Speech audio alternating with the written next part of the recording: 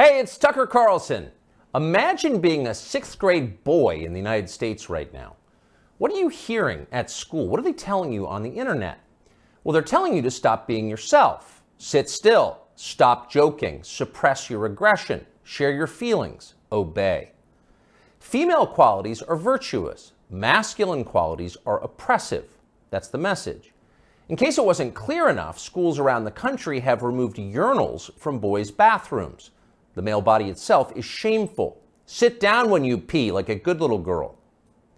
Views like this are often called feminism or woke politics, but in fact they amount to mass conversion therapy, an attempt to change the fundamental nature of people. Nothing like this has ever been attempted at scale. It's one of the most grotesque and destructive experiments in human history. What would it be like to find yourself the subject of that experiment as a boy trying to become a man during the Biden years? Well, you might kill yourself. Many have. You might decide to reject your own manhood and embrace androgyny, or even switch sexes. Girls are better? Fine, I'll become one. Or more likely, you might simply withdraw into porn and weed and video games and give up on your life before it's begun. You might retire at 19, a less dramatic form of suicide. All around us, this is happening. Noticing it is forbidden, but that does not make it any less real. So it's probably not surprising that Andrew Tate was the most Googled man in the world last year. He offers a different vision. Tate is a former professional kickboxer who about a decade ago began posting advice to young men on social media. Tate's view is that men want respect above all. It's how they're wired. In order to get respect, men must become worthy of it. They must become more impressive. Wake up early, work as hard as you can, stay sober, find God, keep yourself physically fit, don't complain. That's his worldview. Earlier generations of Western leaders might have found parts of Tate's message inspiring. Now it's seen as a threat. The media treated him like a criminal up until the day he was officially classified as one. Just after Christmas last year, Tate and his brother Tristan were arrested and thrown into prison in Romania, where they live. The Tates were held without charges for 3 months, very likely with the encouragement of the British and American governments. In June, they were charged with human trafficking. They're now under house arrest until their trial. Are the Tates guilty of human trafficking?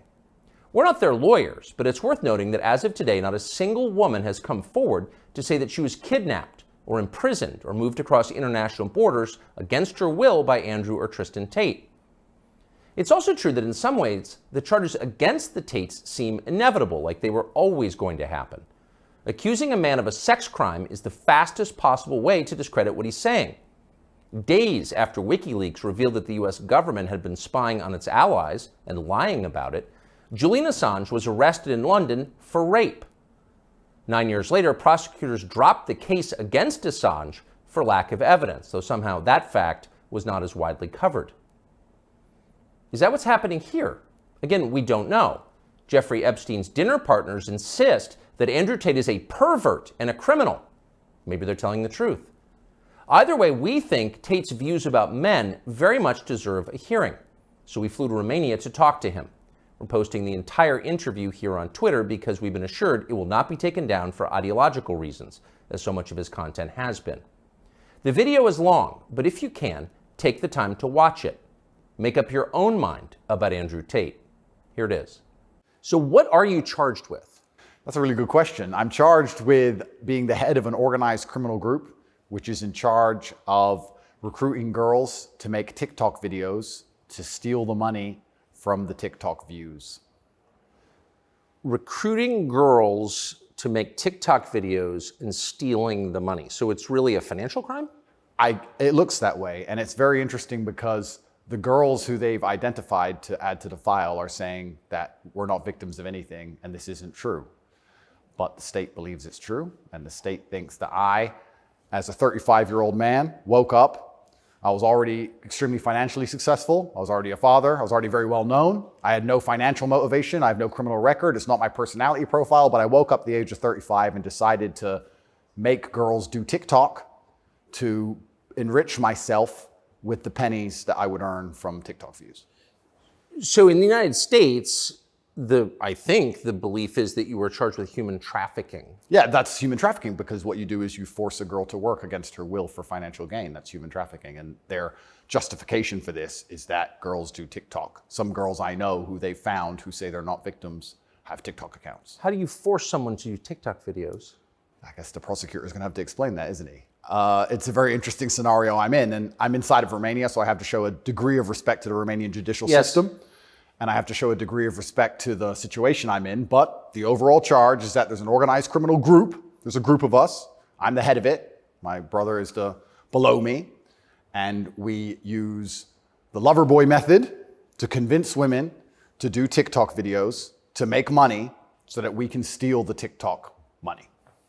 So there's no, just to be clear, you are not accused of pandering, of pimping, of forcing women to have sex with anybody. No, not forcing them to have sex, not restraining their movement, not stopping them from living a full life, but the fact that we are somehow convincing them to have TikTok. Very interesting. I don't think... But there's no actual... I'm asking you this because I do think it's a widespread belief that you were accused of pimping. Yeah, no, that's nothing to do with any of this case. Absolutely nothing. And it's kind of scary because the crime in itself of human trafficking is a unique one, because they can ignore the statement of the victim. So the girls have come forward and said, this is insane. You've just picked us because we're near Andrew and we're his friends. But the whole idea of the crime is they can say that she's brainwashed, right? She's under duress. So you can ignore her statement. State says she's a victim regardless of the fact that she says she's not a victim. So it's very interesting because the difference between sex and rape is consent, right? Right. But they remove all of that. They're like, nope, you're a victim. No matter what you say, we're deciding you're a victim. And they've chosen them. And of course, these girls do nothing pornographic. They've never had sex with anyone, nothing to do with that. So they've picked TikTok. So it's scary. Imagine you're a full-grown man anywhere in the world today. They can find two girls who have TikTok on their phone, which is every single female on the planet, and they can accuse you of forcing them to take the TikTok money. And even if the girls say they didn't do that, this isn't true, then you're still a human trafficker. But force, what does that consist of? Forcing someone to do something? Are they accusing you of using violence or? No, they're accusing me, and this is the thing, they're accusing me of using the lover boy method, coercing them by being nice. And by the way, these charges presumably are public, so... They're public, and this is extremely serious, but if you actually analyze the overall case against me, they're saying that Andrew and his brother, by being nice men, convinced girls to have TikTok accounts and then take the money. And it's very interesting because inside of the entire case file, there's not a single financial transaction to us for money. What are the penalties? They're extremely severe, 5 to 10 years in jail. And I've already served, coming up now, 7 months in a form of jail. They can only hold So you are essentially incarcerated right now. Absolutely, I'm on house arrest, and that counts as jail. You can only be held 6 months without charge. I was initially picked up, thrown in a cell without charge, and I think the intention of the entire investigation at that point was to find the crime because they had very, very weak evidence. They contacted 2,000 people who know me or knew me. They tried very hard to convince some female somewhere to come forward and say something bad about me. The media machine, which works hands in hands with the justice machine, as you know very well, did exactly that. In fact, they offered bribes effectively. They'd call up ex-girlfriends and say, if you have anything bad to say about Andrew, we can pay you $50,000 for the story. And they tried very hard. They didn't find any evidence of anything. They then released me on house arrest, and then 2 days before the legal limit in which they had to drop everything, they charged me with whatever they had from the beginning, which is very little. And now we have to wait for the Romanian judicial system to analyze the file and, God willing, throw it away. How long did you spend in jail? I was in jail for 92 days in a Romanian jail cell. What was that like? It was certainly an interesting experience. I won't lie and say it was easy. It was certainly very difficult. The uncertainty of it. It's a very uncertain situation to be picked up on just before New Year's Eve and thrown in a cell without charge. And I'm asking different prison guards and different prisoners, how long am I going to be here? One prisoner's like, I've been here 2 years. I was like, have you been charged? He goes, yeah, but I haven't gone to court yet. Like, everyone's been there for years. I thought I was going to be there for years. And it certainly takes a mental toll on you. And I think jail is a different experience when you know you're innocent. There was a guy in there for murder. He's like, yeah, I murdered someone, I'm in jail. You can your soul and your mind can accept the punishment for a crime. But when you've actually done nothing wrong, I think jail is a lot harder. Did you know why you were there? Not initially. So for about the first 2 weeks, I never actually got told in English what I was accused of, because I was arrested on December 29th. There's New Year's. What were the circumstances of that? Yeah, December 29th, 5 a.m., the armed guards ran in this house. They spent all day searching the entire house. They're very interested in electronics, as most federal agencies are. And then they took me that evening and said, we're going to go and put you in jail for 24 hours. And after 24 hours, you see a judge, and the judge will decide if you stay in jail. And the judge decided I should stay in jail. What did you do? I mean, who'd you call? I had a lawyer, and my lawyer came and he said, we need to analyze the case file. We need to see what they have against you. You're being accused of human trafficking. I was like, human trafficking? That's insane. Who? When? What? I went to jail, and then I was given all this paper in Romanian. I don't speak Romanian, although I live here. And then I was waiting for the translation. So I think it's about 2 weeks before I finally got the papers in English to understand why I was in a jail cell. And then I really understood how insane the accusations were. What is human trafficking? Yeah, so the overall, my understanding of it, they're saying that human trafficking is when you convince a woman to do something she doesn't want to do for financial gain. And there's different methods you can do that. You can do that through force, and you can also do that through emotional coercion. I think most people, just speaking from the American perspective, most people believe that human trafficking is effectively slavery, selling human beings. That's what I believe as well. Absolutely. And this is the thing that's so interesting. When you finally end up the enemy of the matrix, and they use the legal system as a weapon to punish you for having an opinion, you realize how subjective the law is, right? Because it can be a weapon. When you have something subjective, you can just pick and choose. So if they sit and say, human trafficking is a woman doing something for financial gain against her will via emotional coercion. Well, he knows these two girls, they have TikTok accounts. Emotional coercion? Convincing her. That's what I'm accused of, because they have no proof of me doing anything wrong. So they said, he's convinced these girls to do TikTok for money. The girls have said this is not true, and the state is denying their statement, saying, no, you're brainwashed, it is true. And I went to jail. So how is the state, so the state is trying to coerce the women, so how is the state not committing human trafficking by the same definition? Well, absolutely, it's very interesting. It's very interesting that you can sit someone down and tell them they're a victim when they say they're not a victim. You're a victim of being coerced, and we're going to try to coerce you into conceding you were coerced. Exactly. It's a very interesting scenario. And okay. Yeah, and it's a very interesting scenario. And it's up until this point, no judge has looked at the evidence of the case. So up until this point, I've been to court a bunch of times. But the only reason I was in court was to discuss my preventative detention. So under Romanian law, if you being free can impede the investigation, you should stay in jail. So the judge agreed that, yeah, maybe if he's free, he can damage this investigation because they're trying very hard to get something on this guy. So I've done a bunch of jail time. And now it just begins. The judge is going to look at the case. And like I said, God willing, I still have enough faith in the Romanian judicial system that she's going to look at this and go, this is not a crime.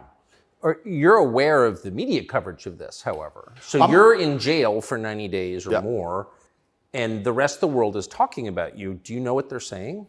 They're saying very heinous things, and I would hate to come across as a conspiracy theorist, Tucker, but I kind of have a feeling that this might be something to do with my influence and an attempt to slander my name. Perhaps I'm crazy.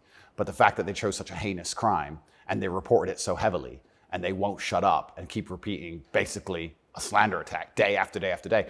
Also considering the fact that other people who genuinely commit heinous crimes have far more favorable press coverage.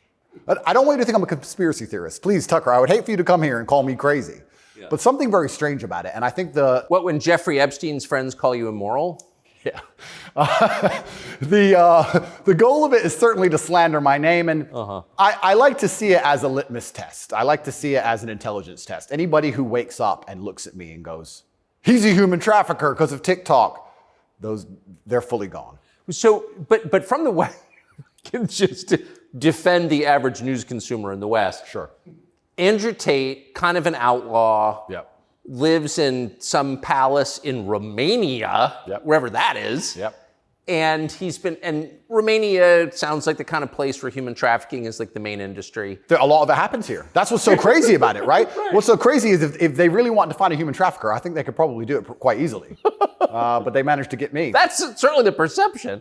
But it's one of those charges that kind of sells itself. Oh, absolutely. And it doesn't matter if you're found guilty or not, right? You're a human trafficker forever. And but I do think that public consciousness is changing. I think with things like there's been some very large court cases recently involving some very famous people in which women were caught lying, trying to slander men's names for rape and these kinds of things. And I don't think people believe it anymore.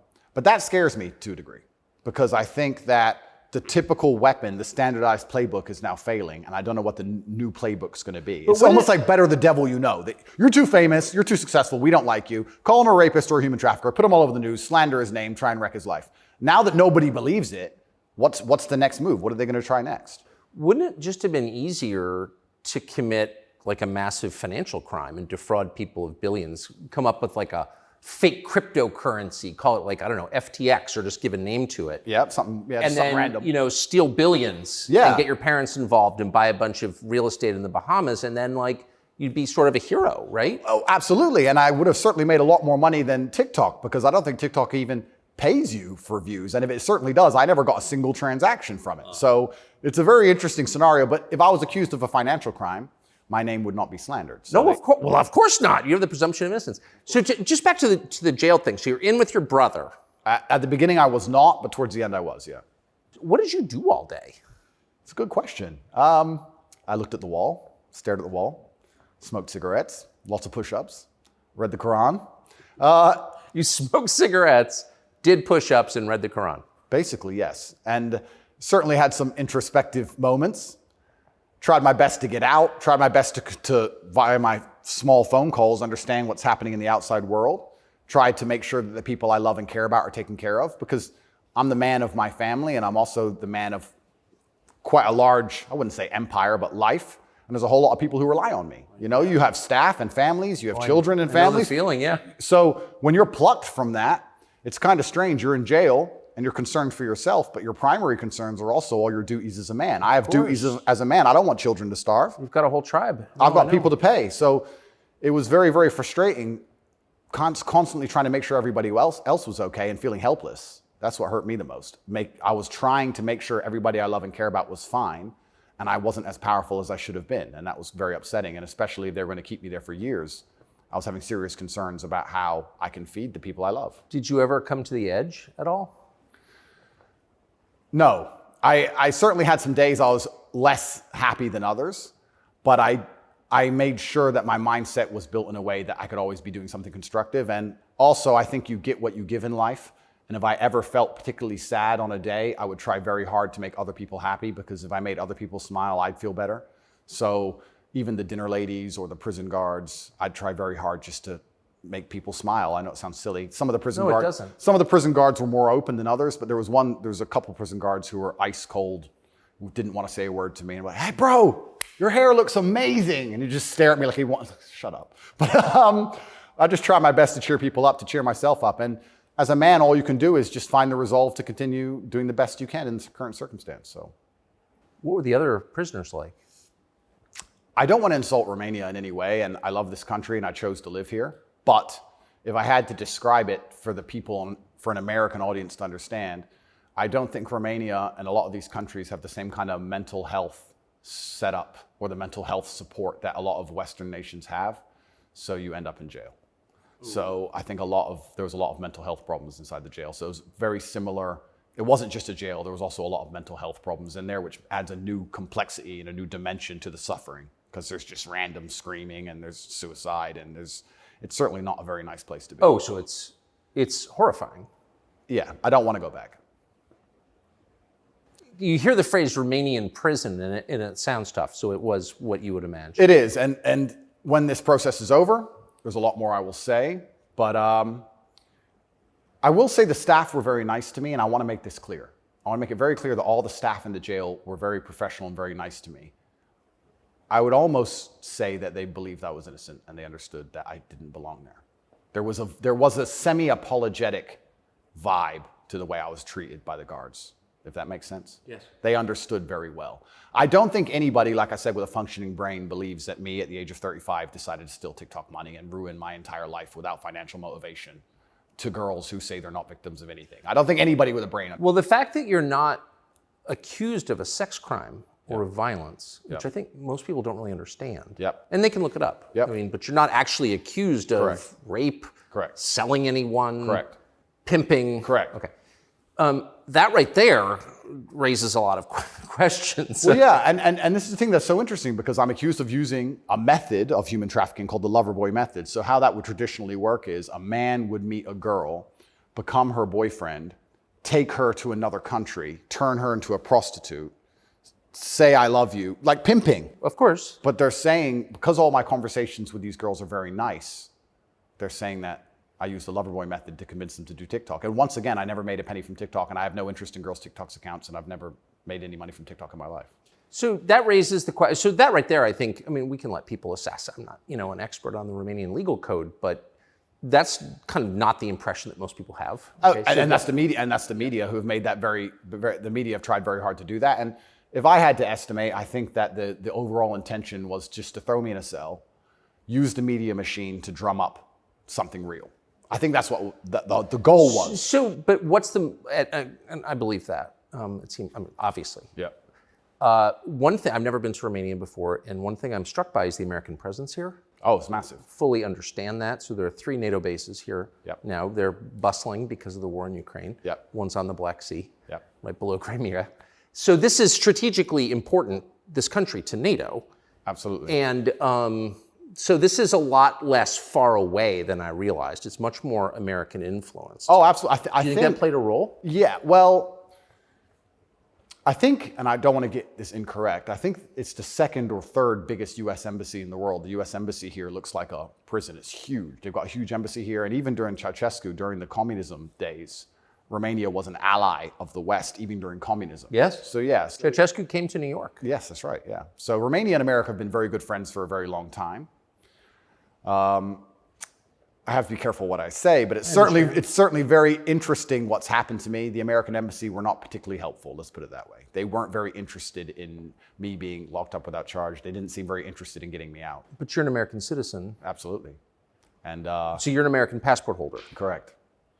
So I think the average American believes, perhaps falsely, that if you are accused of a crime in a foreign country, particularly a less developed country like Romania, you go to the U.S. Embassy and someone takes an interest in your case just to make sure that your treatment falls within, accepted standards of justice. Yeah, they came to see me, but when I was asking them what they can actually do about all of this, they weren't particularly helpful.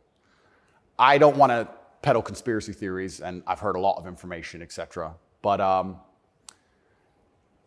wouldn't say they sanctioned it. I don't know if they had to sanction it, but they weren't particularly interested in getting me out. But at least they came to see me more than once. I mean, they kind of pretended to care. The UK embassy didn't even pretend to care. The UK embassy was, I really think they enjoyed it. They didn't. And you're a British subject as well? Correct. And this is the kind of thing, and I want to say this here, that's kind of frustrating for me because Romania is my home now for 7 years, but I'm half British, half American originally. And when something like this happens to you, you have this longing for home.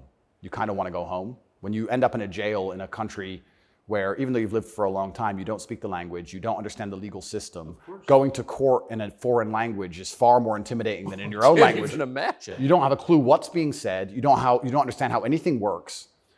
And then you kind of have this longing for home, but I feel like my home countries hate me, and they hate me because of my message, which I believe to be a positive message. So you kind of have this strange feeling of homelessness, because it's like, well, if I go to the UK, I believe they're going to attack me the same. If I go to America, I believe they're going to attack me the same. So where do you go? It's kind of scary. Where do you go? It's a good question. We're going to have to see. And how did you wind up here?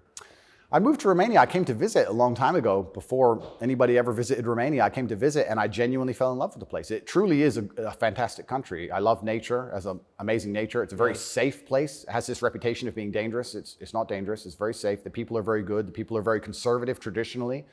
It's almost like America was 20, 30 years ago.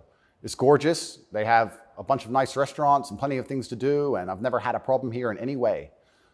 Never had any issue with the law or with the other side, criminals, nothing, until this came out of nowhere. So it's been very strange. So what is it about your message, do you think, that infuriates certain people?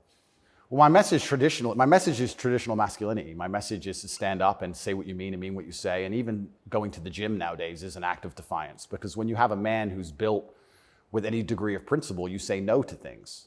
And I think if I have to analyze my message and why I'm so disliked by the people who dislike me, it's not the things I'm saying, it's the fact that if you adhere to my principles and you adhere to the things I say, you end up being the kind of person who will resist certain ideas. You say no. What kind of man never says no? Name a man who never says no. Men say no, right? Men wake up and say, no, I don't think that should be done this way. No, my children will not be taught that. It's no. the father's primary job. Absolutely. So when you say to men, listen, you're allowed to have an opinion. You're allowed to have standards. You're allowed to have boundaries and barriers. You're allowed to get up and become important and work hard and try hard and become the kind of man who can't be controlled, then you're seen as an enemy. And I, especially with the massive influence I've gained, I think they look at me and go, he's helping men resist the slave programming. We don't need him around. We need to empty their brains so we can inject the slave programming and convince men to be eunuchs, because once you're eunuched, then you're not a threat. I think I buy that. Because your message, I'm not the world's expert on your message, but I've seen a lot of it, and it's not explicitly political, actually. No, it's not political at all. And their original attack before this Matrix attack is they weaponized virtue, which is what they usually do. There's no genuine virtue inside of these people. They weaponize virtue. They find a virtue, and they turn it into a bullet, and they shoot at you. I'm sure you know very well. Yeah, I've heard. Yeah. I was a misogynist for the longest time just for saying that men should have standards.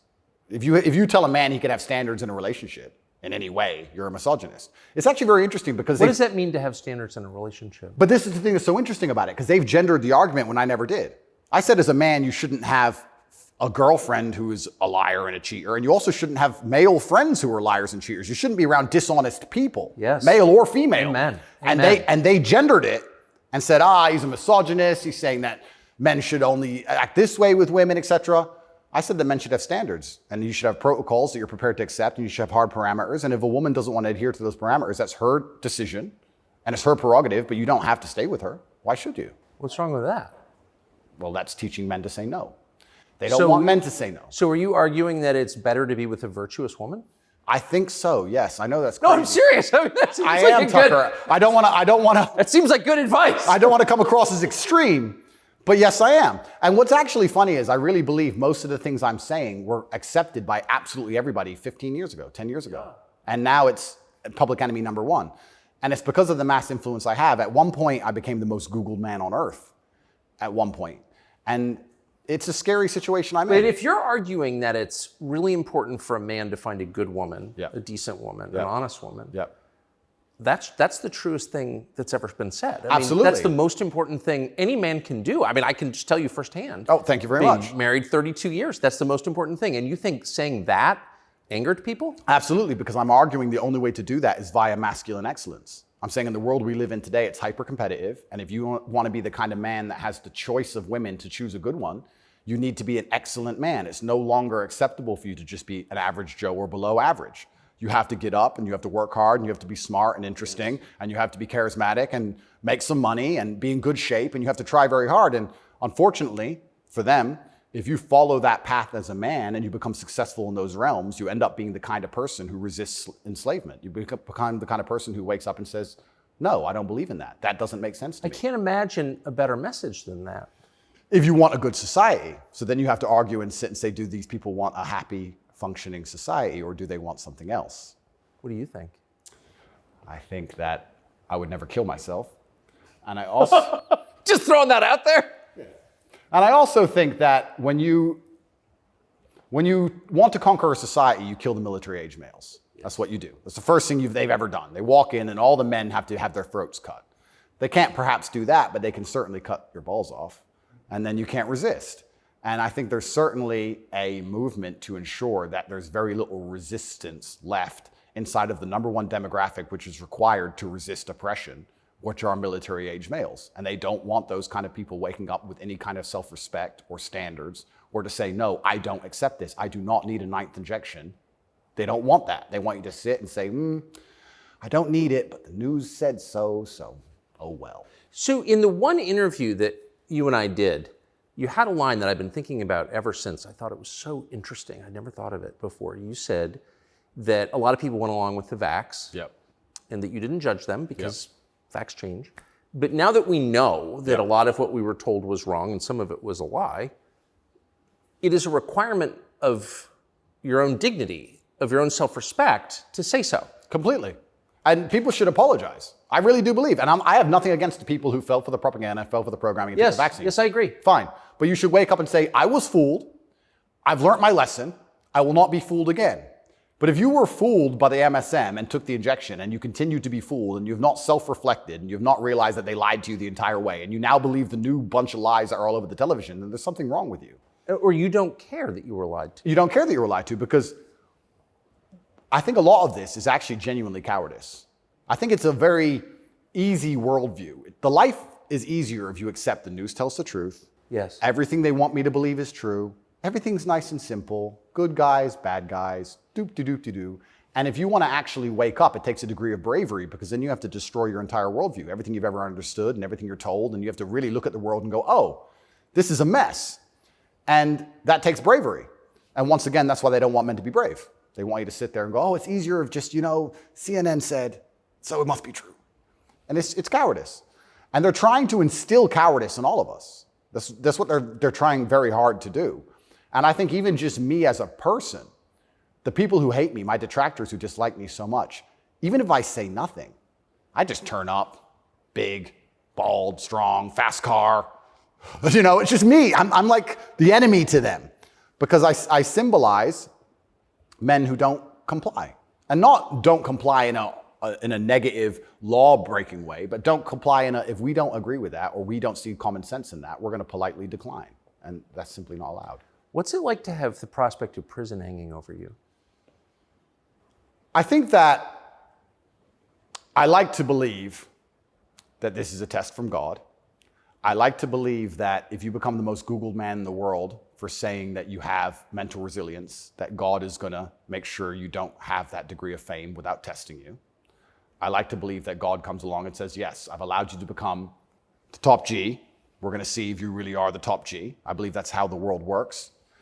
It's certainly intimidating, especially knowing you're completely innocent. But I believe it's a test, and I believe it's my job to pass the test for my ancestors and for people watching over me and for God. And I think I have to do the absolute best I can possibly do in the scenario and the circumstance, regardless of whether I win or lose. I still believe I'm going to win because I've seen the case file and I've seen that no laws have been broken. But even in the very unfortunate circumstance that this matrix attack goes deep enough to throw me into a jail cell, I think I should handle it like a man. I think I should stay and finish the process, and I should walk with my head held high and suffer as much as I need to suffer to stick by my convictions and know that I'm an innocent person. And I refuse to break. I refuse to cry. I refuse to be depressed about it. I'm going to wake up and I'm going to smile regardless. And regardless of what happens to me, I want everyone to know that, one, I would never kill myself. And two, I think that as a man, there's always going to be a degree of pain and suffering in your journey. I don't think you're ever going to become a successful man or be good at being a man without pain and suffering. And there's many times in my life where something terrible happened to me, and at the time, if I could change it, I would have. But retrospectively, you kind of look back and go, you know what, that was formulative for me. That's right. That is what God decided I needed to become who I became. So all of the pain and all the suffering I've ever gone through in my life ended up, in the end, building me into the person I am, and I'm proud of who I am. So if God decides I need to go back to a Romanian dungeon for however many days, then all I can do is accept it and accept his plan and accept that it's going to make me a better person and so deal with you it. See the hand of God in your life? Absolutely. I think that he is the best of planners. And like I said, if you retrospectively analyze all the times in life you wish you could have changed things, yes, he knew better. And I'm going to have to accept that. When did you conclude that? I guess I always kind of knew. I was atheistic for a while when I was younger. But as you get older, you start to look at the world and understand that the thing for me was actually, I guess, a scientific principle. It was Newton's law of equal and opposite force. If there is evil in the world, and I'd like to think we both agree there certainly is, yes, there has to be an equal and opposite force, which is good. And I would like to think of that as God. Even the idea of God as a notion, even just as a concept, if that idea of God resists evil, then God is real. If you have two islands, you have two people, let's say a ship crashes, and you have two people who swim to two different islands. And one island, they're atheists, savages, and they rip you apart. And the other island, you get there and they believe in God and they believe they're not allowed to kill you. Even just their idea of God saved your life. So I think even just the concept of God in and of itself, if enough people believe it and it makes them do good, then God must be true. And that's the equal and opposite force to the evil of the world. And this is how I view it. So I don't see how anybody with a conscience cannot believe in God anymore. That's such a profoundly different worldview from the one that we're presented with, I think. Yeah. Do you think that's maybe the division in the West between people who see those forces at work and those who don't? I think the West is actually split between people who think and people who don't think at all. I think the people, there's no such thing as these two opposing worldviews. I think people believe there's worldview A and worldview B. I disagree with that. I think there's worldview A, the good guys, which are primarily people who do believe in God, do have parameters, do believe in standards, do believe in self-respect, do know how to say no. And there's worldview B, which changes day by day, based on what they're told, which means they have no real worldview at all. They just repeat. And they have no standards and they have no parameters. There's nothing you can tell them that will make them wake up and go, that's wrong, because they have no inherent morality. So you can say bestiality is accepted and encouraged now. It's good for you for climate change. And they'll sit there and go, oh, for climate change, oh, well, off we go. And they'll just do it. So I think you have a camp of people who think, and you have a camp of people who repeat. And I don't think there's actually the opposing side to the good, I don't think function as a thinking populace at all. I think they simply repeat. It feels like the conflict between those two groups is getting more intense. It's certainly getting more intense. And it was interesting for me and I want to be an optimist, but I lost so much faith in humanity during COVID. If you would have told me how COVID would have gone down before COVID, I'd say no way. We're not that bad. I thought the people aren't that dumb. But when I experienced COVID, it's actually scary. You see how the Nazis managed to do what they did. You see how they managed to put people in concentration camps. You see it. And I had a very unique view of COVID because in the first days of COVID, when people were falling over in China and the Italian hospitals were overrun, at the height of the panic, when most people believed, because it was the very beginning, early stages, my brother and I had a very logical conversation and said, we're two military-aged men in very good physical condition. If we die of this, the world's over. If it can kill us, it's zombie apocalypse. So why are we going to live in fear? So we found the only two countries that were open, which were Sweden and Belarus. We had just been to Belarus. This is before the Ukraine war. We'd just been there. We decided to try Sweden. So for the first 3 months of COVID, during the height of lockdowns, when Florida was closed, when it was absolute... I remember. Yeah, when it was the craziest lockdowns globally, me and Tristan are in Sweden in absolute freedom. They had no restrictions, no masks, no vaccine passports, no social distancing, nightclubs are full, restaurants are open, perfectly complete normal society. Nobody talks about this anymore. Nobody talks about, wait, Sweden never did a thing. Everything functioned perfectly fine the entire time. And they don't have it. Where's their illness of their winter of severe illness and death? Yes. They never had one. It's a cold country, never had one.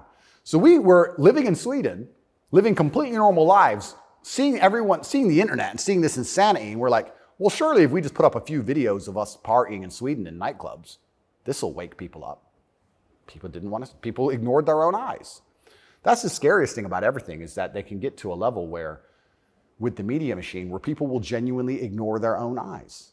I don't understand how you can get people so brainwashed that they will see that the sky is blue, and then they'll watch that the sky is green, and then they'll look at it again and go, the sky's green. It's crazy to me, but COVID proves they can do that. And that's why the war is getting so intense, because the principled people are saying, how can you still believe in the things that you're saying? Here is all the logical, empirical evidence that that is a lie. But these people are ideologically brainwashed, and they don't want to take enough. They don't have the bravery it takes to wake up and accept that they're being lied to. So they'd rather just, to the end of time, repeat what they're told. And it becomes more and more intense as it becomes more and more ridiculous. That's so scary. As it becomes more and more ridiculous, the more intense both sides get. Yes. Right? So what the future holds, I'm not entirely sure. But I like to believe, even my current charges, I found solace when I was in jail, that the thinking people are looking at this going, something about this doesn't seem right. Well, I mean, it is a little bracing. I mean, when I discovered, I was sympathetic to you already. Yeah. But, a man's accused of human trafficking. It's worth finding out what he's accused of. Sure. And when I discovered that there was no actual human trafficking charge, that's not actually human trafficking. I don't care what you call it. Yep. You weren't even accused of buying and selling anyone. Then the next conclusion you inevitably reach is they don't like the guy, they don't like his views, it's fine. They're going to send him to jail for that. Yep. That does seem like an escalation. Absolutely. But if they don't like your views and you're inspiring millions of people to resist slave programming, you become a threat. Like, they discuss me. But you can't send a guy to jail because you disagree with him. You shouldn't. But even before I went to jail, the members of parliament in the UK were talking about me and what a dangerous role model I am for young boys. So they launched this initiative inside of British schools to ban me. My name can't be said inside of any British school. And members of parliament were standing up in parliament saying, Andrew Tate is dangerous. He's encouraging young boys to have misogynistic views, because I'm literally telling young men to go to the gym and to stand up for themselves and believe in themselves and believe in something. And by extension, you look at some of the sexual education books these children are being given, which I believe at age 9, I don't think a child needs to learn about anal sex or any of these things. Probably not. Yeah, probably not. So they're pushing that to the children, but I'm banned.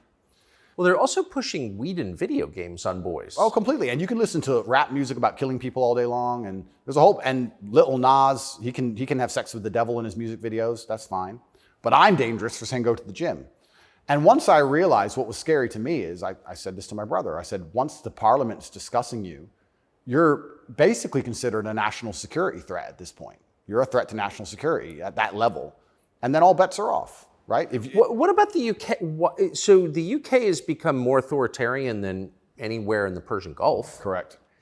How did that happen? Yeah, and it's, like I said, it's very interesting because people still, the people in Camp B who don't think, a lot of them believe that the law is fair. I've had people say to me, oh yeah, what they're doing to you is garbage. Well, you need a lawyer. So yeah, I do need a lawyer, and I do have a lawyer. Thank you. But it's not that simple, unfortunately. You know, the law is very subjective, and if they want to attack you with it, they're going to do a very good job of attacking you with it. And that's what the UK does. The UK have these laws which are extremely subjective, and they can use it as a weapon to basically silence anyone they decide. But or why? hurt anyone they decide. England is the birthplace of free speech, Completely. of habeas corpus, of kind of framework of liberal democracy that we thought we believed in. Yep. And now it's a country where people are arrested for praying. Well, what happened? Good question. And there's a saying that I heard, and I don't know who said it, but he said that a sick country adopts laws like a dying man will try medicine. And I think that the UK is failing in real time.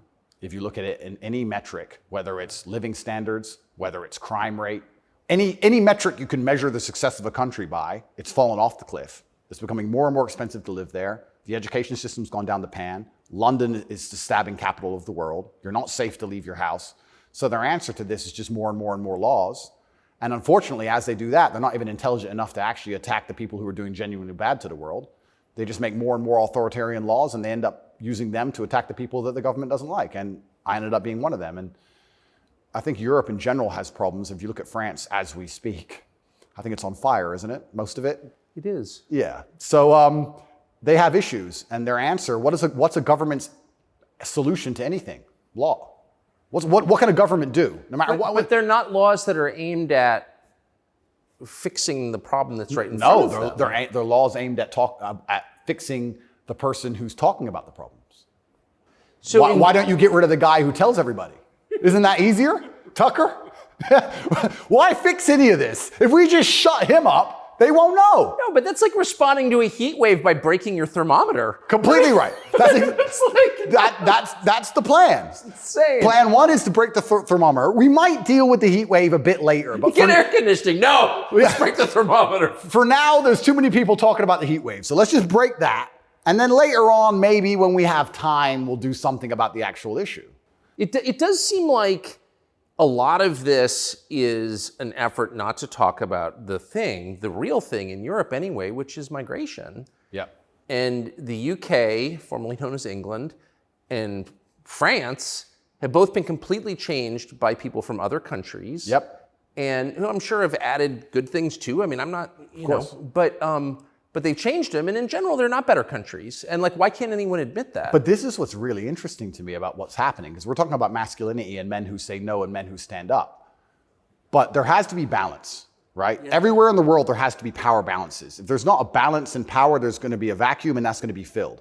If you neuter the native population of men, if you destroy their mentality to resist, if you tell them that every single thing about them masculine is wrong, and you basically feminize and eunuchate them, turn them into eunuchs, and then you import high testosterone men from the third world who don't believe any of this garbage, who grew up in a society where they understand the only way to succeed is to be a fearsome predator to a degree, what do you think is going to happen?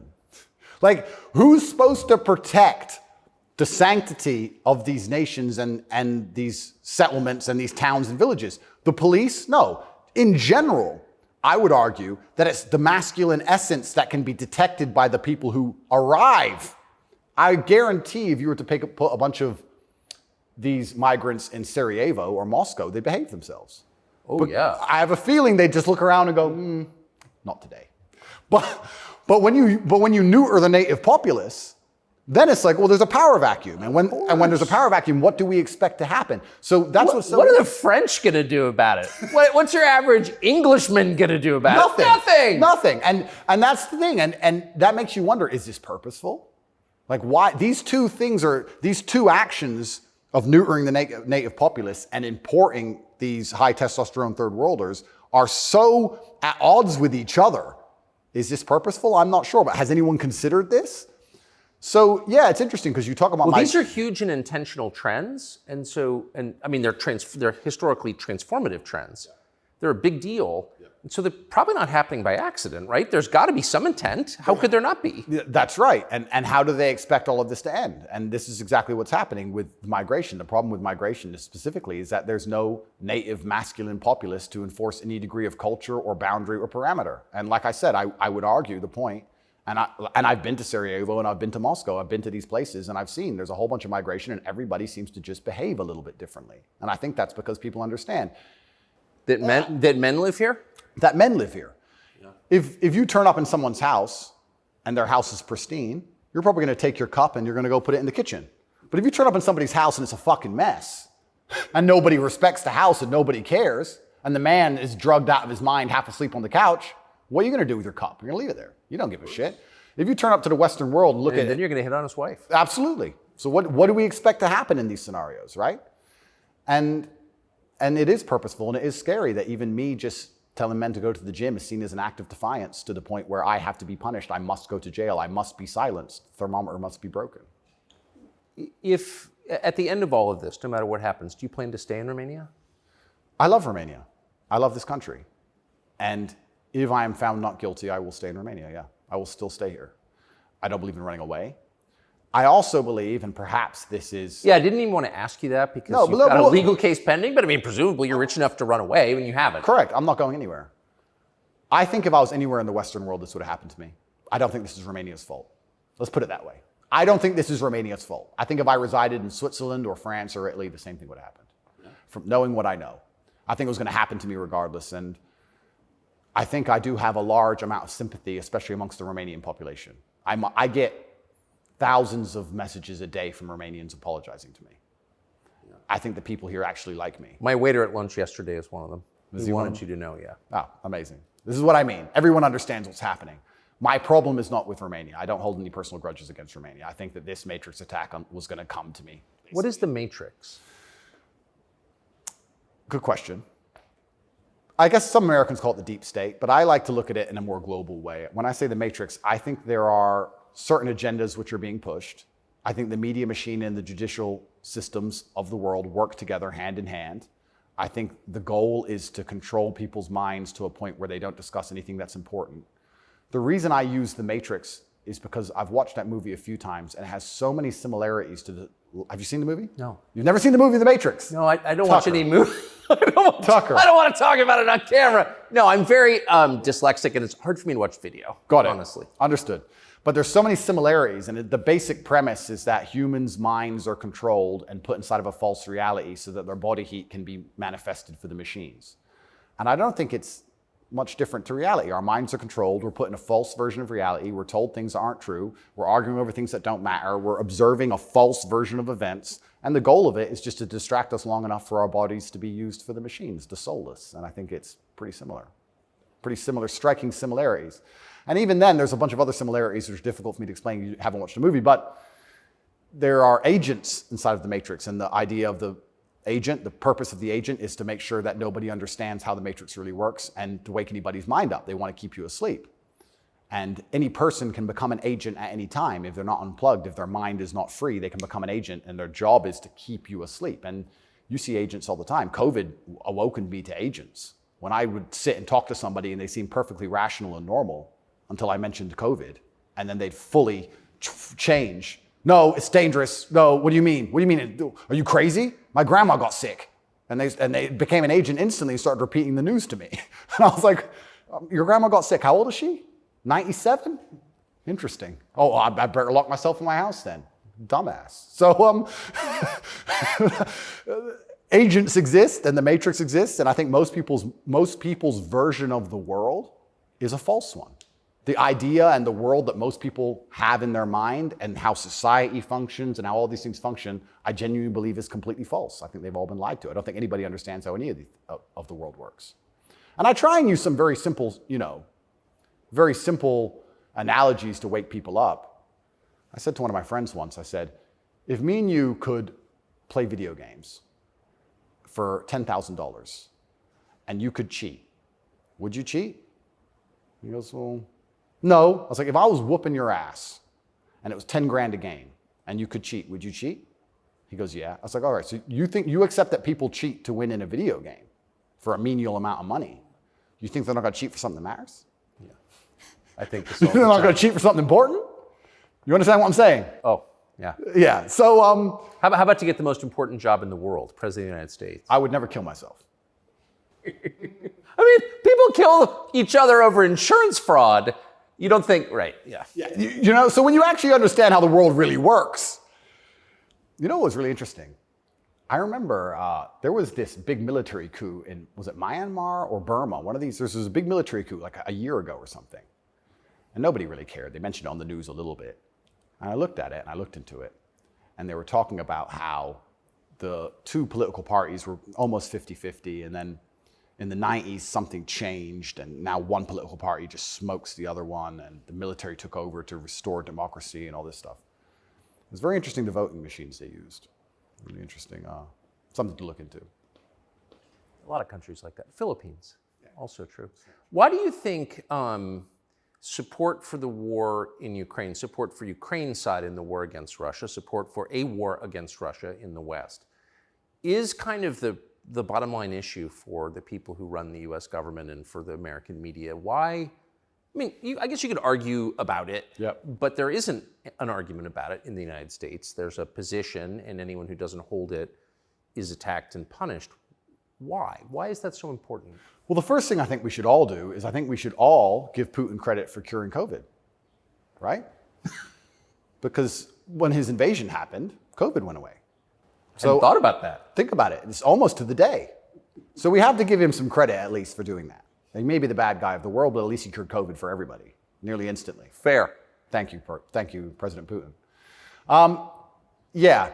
I, up until this point, never really commented too heavily on politics. Yes.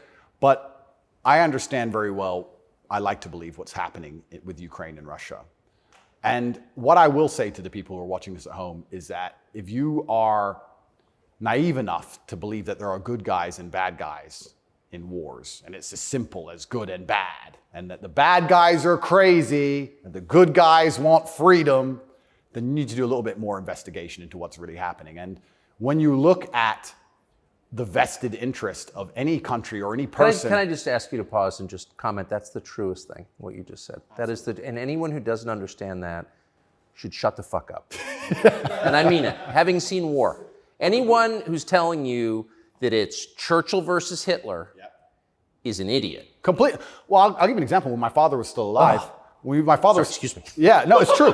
When my father was still alive, my father died 6 or 7 years ago. I was a lot younger. The war in Afghanistan was going on. He died 6 or 7 years ago. How old was he? 56. Oh gosh. I'm sorry. He died.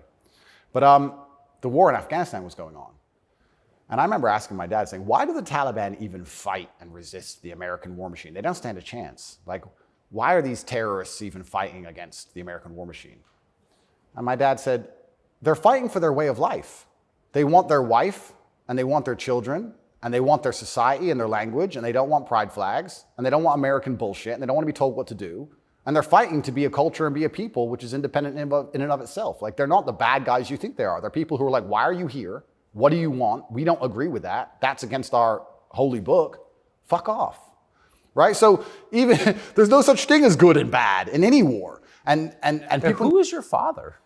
My father was a chess master. He worked for the CIA when he was a linguist for the CIA, and then he was American. He was discharged, and for a story I won't tell, but he was a chess master, and it's very interesting. I encourage people to look at his Twitter. He still has Twitter at Tate Terrific, and everything he was talking about 11 years ago is so important now. 11 years ago, no one cared about.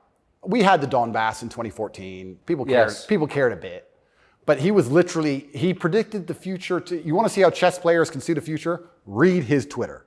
Everything from LGBTQ, why they need your kids because they can't have their own, to the war that's coming and how Europe's going to have an energy crisis, to the letter. It's all on his Twitter. It's amazing to read. It's like you could tell the future. 10 years ago, no one talked about any of this stuff. Did he live in the U.S.? Yes. Yeah, he lived in America. Fascinating. Yeah, it's crazy. But he was telling me about a lot of this stuff even when I was a lot younger. And as we said, there's no good guys and bad guys. But when you have a vested interest in something, I think that people are relatively simple. You're talking about why the American government has such a vested interest in this war. Which is not good for America. Which is not good for America. So is it, well, we can say it's for money or we can say it's for power. What else would it be for? What, is it really for freedom and democracy? Well, I think that's already been destroyed by Zelensky, hasn't it? So yes. What is it for if it's not for money and power? And then you say, well, who's the money and the power going to? These are logical conversations. It's a very logical thought process. I agree. You know, wouldn't it be interesting to say, okay, I woke up, I'm an American. I would never kill myself. I woke up, I'm an American. Why does America care? Well, I guess it's for money or power. There's no other reason. Okay, well, America wants to be a rich, powerful country. That's fine. Is the money and power going to America, or is it going to a select few individuals? Are those select individuals interested in me and my life? Do they care about benefiting me? Do I need to support the power grab of these select few individuals? Is that going to be a smart move for me to make, for me to have the best possible human experience? Like, this is a very logical thought process. Yes. People don't seem to think anymore. They believe that there's a good guy and there's a bad guy, and one team's completely good and one team's completely bad. One team's crazy. They often use the word crazy because to be completely bad, you have to be crazy, right? So you're crazy. He's crazy, just for no reason. Reasonless. It's insanity. I don't know if you saw Lukashenko with the BBC. Did you ever see that interview? No. Oh, brother. Please watch it. The way he destroys the BBC. I thought I did the best job, but I take second place. Amazing, amazing. But yeah, and you just have to be critically thinking. And then after you're critically thinking, you have to be brave enough. And this is the real pandemic of the world, is cowardice. You have to be brave enough to look around you and realize, everything was a trick. Everything was a lie. But why not be a coward? I mean, it's just a lot easier, right? Well, it used to be. This is the thing that's interesting. I would actually argue in the 1950s and 60s, if you were to agree with every single narrative and obey every single law and do exactly what you were supposed to do and pay your taxes, etc., you'd at least get a wife who respected you. You'd at least have children who could go to school without being indoctrinated to a degree. Yeah. You could have a nice house. You could have a pickup truck. You could have a pretty good life if you just followed the rules. Yes. I don't think that's true anymore. I think that if you are a man especially, and this is what I talk about masculine issues. If you're a man who was born and you decide to do exactly as you're told, you're going to end up depressed, in debt, working a job that you hate, with a wife who doesn't respect you, with kids who don't listen to you, in a house you don't own, until she leaves you, and then you contemplate suicide a while, and maybe you might find some purpose towards the end, enough to survive and pay your taxes, and then you're gone. I don't think a man who just follows the programming is going to find any happiness. But they don't care. Why would they? They have no interest in masculine happiness. This is another thing that's very interesting. They talk about men's mental health all the time, especially in the UK. I'm not sure about America, but in the UK, they have this big drive for men's mental health, saying that men commit more suicides.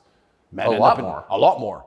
Because it's hard to be a man. We commit more suicides, we're more depressed, we have all these mental health problems. I come along, I genuinely get thousands of emails a day saying I'm helping men's mental health, but no. You can't help it the way Andrew wants. You can't tell them to go to the gym and stand up for themselves and have pride.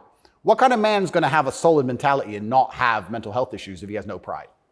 That's part of being a man. Part of being a man is proud of yourself. If you wake up and you're not proud of who you are and how you look and the things you say, how are you ever going to have a solid mentality? So when I teach things that genuinely help men's mental health, that's outlawed. No, you're not allowed to do that. Instead, you have to take our version, which is to pretend to care about men's mental health, but not give a shit. Give them a life they know they're not going to enjoy, pay taxes, and die. And men are the backbone. And medicate them. And medicate them. Medicate them long enough to keep working. The same way as we medicate farm animals. Just a bunch of injections. Yeah, just keep them alive long enough to get the milk. Milk's gone. Chop the head off. Boom. They need to put you in prison. They're trying. Yeah. I can see why. They're trying. And it's scary. A lot of people, but then what do? Do I just shut up? No. You don't think so? No, you can't shut up. I mean, because in the end, your self-respect, your dignity is the only thing. That's right. And this is what people don't understand. People say, Andrew, why are you fighting this war? And they don't understand that war is certain. You either fight war against injustice and you fight war against the things you know that are wrong and you feel good inside of yourself, or you accept the slave programming and fight a war with your own mind. You have to fight something. Yes. I can shut up and believe what I'm told in the news, but then I won't. Why am I so unhappy all the time? Why am I depressed? Why does my life suck? Why does my woman ignore me? Why do my children not respect me? You're fighting a war, then you're fighting a war with your own mind. I'd rather have all of me on side and fight against what I know is genuinely evil. You can't escape the battle. The battle's here for all of us. So I've made my decision, and that's why I can't be quiet, because you just said I would lose my self-respect, and I'd lose my dignity, and I don't think I can function that way as a man. And I don't think any man should be able to function without self-respect and dignity. The reason men died on the Titanic was for self-respect and dignity. They went into the icy cold water and died because they would feel honorless if they jumped on the boat and left the women to die. That's right. So when you have self-respect and dignity, you have a hard parameter, and you'll do things that which are deemed crazy or insane because you believe in them and you stick up for yourself. And that's why they don't want men to have self-respect and dignity. Rather be a free man in your grave. Absolutely. So I can't be quiet, and I'm going to say what I believe is true. And I genuinely believe I'm helping the world. I think that any young man who is a follower of mine, I will argue there's no influencer on the planet besides me who is genuinely benefiting their life. I know you're not big on the internet. I look at these other streamers and these other influencers. They play video games all day. They smoke weed on stream. They talk garbage. It's a bunch of drama back and forth like girls. I'm the only influencer or streamer who's genuinely talking about making money, because you need to have money to escape the matrix. It's very hard to resist enslavement when you have to pay the bills. Getting physically strong, because a strong body is a strong mind. Standing up for yourself. Self-motivation. All these things. I'm talking about genuinely positive things. Very few people are. And I think that it's an extremely important message that needs to be told. And I'm not going to stop doing it, because I know I'm genuinely helping the world. And they're going to try and punish me for it for the rest of my life. I think this is just beginning. And I think when I beat this case, which I believe I will beat, I think something else is going to come. And it's kind of scary, because I am a little bit afraid and a little bit intimidated by the incompetence of my enemy, because their standardized playbook is now failing in real time. The standardized playbook is the media attack, the lie, and it's not working anymore. And it got me a little bit worried about what the next move is. You used to just be able to lie about a guy all over the news and you win, right? But now it's like, shut up. So now what? I don't know. And that's what's kind of scary in my scenario, because nobody's going to believe any of the crap they print about me. Nobody believes it. Nobody believes it. Whenever I do an interview with the Matrix media, nobody believes. They have to turn the comments off, because everyone in the comments are just ripping them apart. Well, you do seem very sad on the verge of killing yourself, are you? Absolutely not, really not. I never would. And that's what you said that. I know. I have to keep saying it. I have to keep saying it, because it's scary, right? But I believe you get 3 lives. I think they cancel you initially. And then when that fails, they try and put you in jail without a reason. And if that fails, there's only one option left after that. That's right. So I'm in a very scary scenario. But I guess the same as the men on the Titanic just couldn't get on the lifeboat. I just can't stop saying what I believe to be true. If a young man comes to me and says he's depressed, I'm going to tell him how to become a kind of man who's proud of himself. And if that makes him the kind of person that resists slave programming, I'm always going to be public enemy number 1. You've said depression isn't real, or it's not, as the way we describe depression isn't accurate. What do you think of depression? When I say depression isn't real, that really upset the world, especially the liberals, because they all live on medication, right? When I say depression isn't real, I'm saying that because I don't believe in things that can take away power from me. If I believed in depression, I would have been depressed in jail. But I can't be depressed if I don't believe in it. If you don't believe in ghosts, how can you be haunted? You have two people in a haunted house. One believes in ghosts, one doesn't. There's a knock in the night.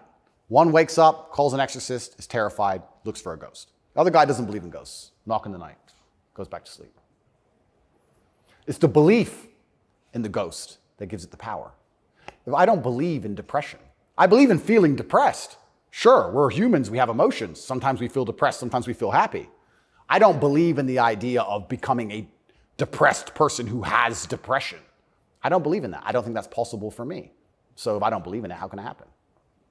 I don't believe in depression. So why would I not adopt the mindset that makes me the most capable predator I can possibly be? Why not adopt the mindset that makes me as competent and as fearsome as possible? If you have to install software in your own mind, why would I not install software that makes me capable of not only driving a Bugatti and flying on private jets, but sitting in a Romanian dungeon covered in cockroaches? I need to be able to do all of it. So why would I believe in something that made me incapable? I don't believe in depression because I think that even the belief in and of itself, when you feel depressed, you'll start to consider, maybe I have depression. Then you go see a psychiatrist who tells you have depression. Then they want you on pills. It's the belief that goes down the spiral. If I feel sad, I go, I'm depressed today. I'll be fine tomorrow. So why, I suspect you're right, or what you're saying is pointing toward truth. That's my personal view. But even if I disagreed with you, I disagree with you. Why is that so offensive, what you just said? Well, that's what's interesting, because when I said depression wasn't real, the number of people who would attack me defending depression, this is what I didn't understand. Right. You say depression isn't real, but depression's ruined my life, and it's super real, and it ruined my life, and I lost my marriage. I'm like, if I told you it wasn't real, you should be coming to me saying, tell me how it's not real. Please help me with my depression. Why are you trying to convince me that it's real? Why are you sticking up for it? And why are you defending depression? And why would I adopt the thinking of someone who's sad? Why would you're going to convince me to take your worldview. You just told me your wife left you, you're fat, and you want to kill yourself. And you want me to sit here and go, with my perfect life, and go, you know what? I want to think like this guy. You're out your mind. I don't believe in it. And because I don't believe in it, it's made me the kind of person who can't become depressed. And the reason they don't like me attacking that is because depression is a fantastic way to subdue a population, right? If everybody's depressed, it's hard to have a revolution. You're depressed. Oh, they've locked us all in our houses. I don't want to go outside anyway. I'm sad, right? So depression's a fantastic tool of population control. They have no problem with you being depressed. They have a problem with you being the opposite, principled and energetic. No, you don't want principled, energetic people. That's a problem. A bunch of depressed people, easy. If you had to invade a country, would you rather the opposing army be principled and energetic or depressed? I'll tell you, I would not want to be invaded by a cheerful army. Absolutely. That's scary. They're having too much fun, right? You want them all to be depressed. So a morose army is easier to defeat. I agree. Absolutely. So depression is a defended idea. You're not allowed to even talk about it. You're not allowed to help people get out of it, right? They like the idea of a depressed population. And this is what I say to people. Now, I'm not stupid. I understand like PTSD is real. I understand mental health is real. I'm not saying that, but I say if you're an 18-year-old boy or 18-year-old man and your life is pretty much okay, bacteria didn't steal your eyesight, which could have happened. You never had a car crash and lost both of your legs, which could have happened. You're actually very fortunate. And you wake up and you say, I'm depressed. I think you're an idiot. I don't think you're depressed. I think you've been psyoped. I think you feel a little bit of depression, and you can fix that by changing your life. I think if you became rich and strong and smart and successful, and you worked hard and you dedicated yourself and you were motivated and you tried your very, very best to become excellent, you probably wouldn't feel depressed anymore, which means it's not a disease, is it? So why would you, the only reason you're even saying you have depression is because you believe in it. So you're arguing for cause and effect. You're saying if you live a certain way, you're going to feel a certain way. Absolutely. And I also would argue that I think we've evolutionarily, even though I do believe in God, I think that we've designed ourselves and the human has grown into a way where if you feel depressed or sad, I think that's a fantastic trigger or a warning signal to do something. If you were to say to me, Andrew, you have to complete this monumental task. You have to conquer the world. I would say, okay, but I need a emotional motivation to do that. I need to be unhappy having not completed the task.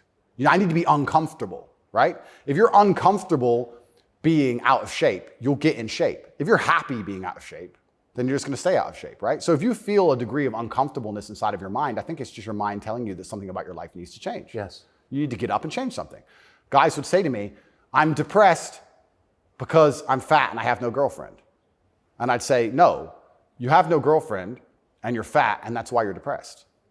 If you go change those two things, you'd probably be surprised that your disease goes away. I had another guy say he was going to kill himself. I said, listen, it's back when I used to reply to my emails when I was smaller. I said, make me a promise, get a six-pack first. Of beer? I said, get a six-pack first, get in fantastic shape, and then do whatever you want. Didn't want to kill himself once he was in fantastic shape. So he did it? Yeah. I have the before and after. I put them on Twitter. Kind of interesting that, isn't it? So how are we going to say we have this disease, which is cause and effect? How are we going to say we have this disease where there's something wrong with you as a man, you have a disease because your life sucks? I don't think that's true. I think that your life just sucks and you should change it. And another thing I also preach, and this is another thing that's very important, I also think as a man, because life as a man is pain and suffering, and when I say that, because you're never going to be a good man or good at being a man without pain and suffering. You're going to have to go through a bunch of shit and have a terrible life to become a good man. I think you should embrace that and accept it. And I think that the correct mental model for men to have is a degree of stoicism and not to be too concerned with even how they feel. If I woke up today happy, I would have done this interview with you. If I woke up today sad, I would have done this interview with you. What's the difference? Why put so much importance on my emotion if certain things must be done? I must work, I must train, I must see Tucker Carlson, I must resist the Matrix. You've got duties. I've got things to do. So why are we going to sit around and talk about how I feel if it doesn't even affect how I act? And as a man, it shouldn't, because there's too much to do. And the masculine world is hyper-competitive. This is another thing most people don't understand. Totally agree. It's hyper-competitive out here. All the women want a few men at the top. The Ferrari, you don't want a Ferrari to drive fast. You want a Ferrari because other men want a Ferrari and can't have one. It's hyper-competitive. So if you're competing against every other man for every dollar you make, every girl you see, the house you live in, the car you drive, the life you live, you're not going to be able to compete with the person who performs regardless of how they feel if you only compete when you feel like competing. Right? Because there's men like me out there who will be sad every day and outcompete you regardless. I don't care how I feel. I will still win. And that's the kind of mindset you need to adopt. So when a man comes... You've got a job to do. Stop whining. Go to work. Completely. Yeah, I agree. Completely. Yes. So when men say, but I feel sad. Who cares? The world doesn't care. All the men who are out here to destroy you and take your girl don't care. So why do you care? Like the person who should care least is you. You're the only person who wakes up every day who should have a genuine vested interest in improving your life. Nobody else wakes up and wants to improve your life, only you. So if nobody else cares about how you feel, why do you care? So my argument also for depression is, you're depressed, fine. Have you trained today? Well, that doesn't change what you should do with your life, depressed or not. And I don't say this because I'm an eternally happy person. I say this because I've experienced all ranges of human emotion. I was in a Romanian jail cell with cockroaches crawling all over me as I slept. I never missed a day of training. I wouldn't say I was particularly happy, but push-ups must be done. So they got done. You're very close to your brother. Correct. And you were locked away for part of that with him. And did you have fun at all with him? Yes. I do think there's something inside of men, whereas if you're with your boys or you're with your group of men, there's something inside of us. Totally. And it allows you to make the absolute best of the worst situations. Maybe that's an evolution from war. All the men went to war and you saw all this pain and suffering and you saw heads, people decapitated and you're injured, but then you sit around the campfire and you're laughing. You're laughing. That's right. It's something inside of us. It's like a coping mechanism when you're around men. So when me and him were together, no matter how bad the scenario or no matter what they tried to do to us, part of us would just look at each other like, cigarette? And you find joy in that. And yeah, there's definitely, and that's another thing I think a lot of men are lacking. A lot of men are missing is a masculine support network. I think buddies. Yeah. You talk to a guy and say, what was the highlight of your life? What was the best time of your life? And they'll say, college football. It's not about the football. It's about the team. Yeah. And I think a lot of that's destroyed as well.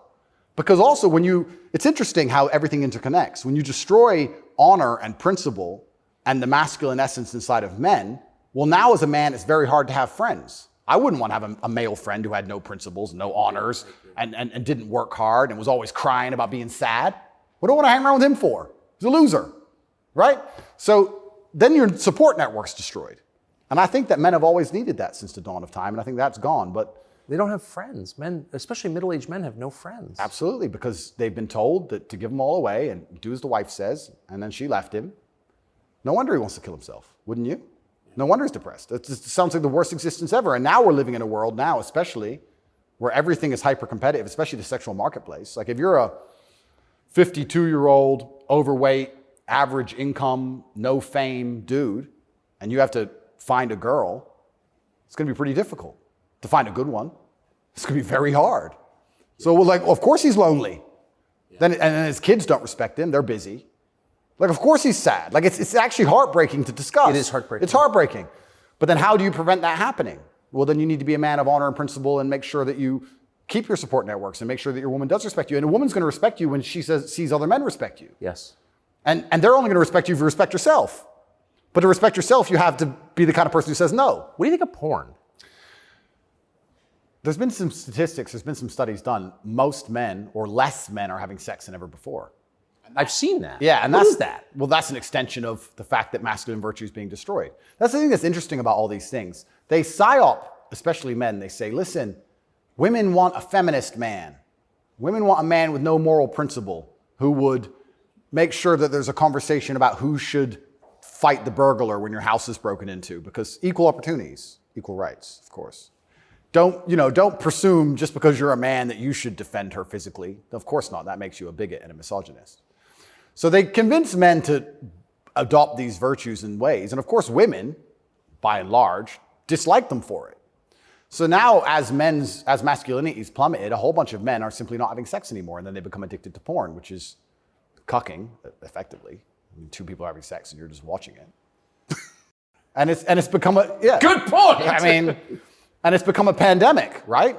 So men are replacing genuine sexual relationships with just the computer screen and porn. And it's becoming a very, very big problem. And that's also exasperated by the fact that I think the sexual marketplace has become globalized. This is the thing I say to young men. A lot of men come to me with problems, and my only answer to them is masculine excellence. I say that in the world we live in today, being a normal man or below normal is going to be terrible. You have to be an exceptional man because the sexual marketplace, especially, even if you just want to find a wife, is globalized. If you, in 1955, if you met the hot girl in the Nebraskan town, she was the hot girl in the Nebraskan town. If you meet her today, she's being offered to go to Courchevel and go skiing in France, and she's being offered to fly to Dubai. And there's millionaires who can just fly her anywhere and give her anything she wants. And who are you? Right? It's getting harder and harder as a man to even find the most basic human function of reproduction. Even to just find a woman you can reproduce with, it's becoming more and more difficult. You also couple that with the fact that they've destroyed morality in women also. So when you destroy the morality in men and you destroy how a man should act, and then you destroy how a woman should act, you're both going in the opposite direction. Most women out there are very happy to share a man who's just rich and famous, and they don't care. It's right. So if you're the normal guy, there's this rich famous guy with 30 girls. That's 29 dudes who are lonely, and they end up watching porn. And if you have a porn addiction or you have a problem with porn, you have a problem with yourself, because I guarantee if you were the kind of man you're supposed to be, you would have no time for that, and you wouldn't need it.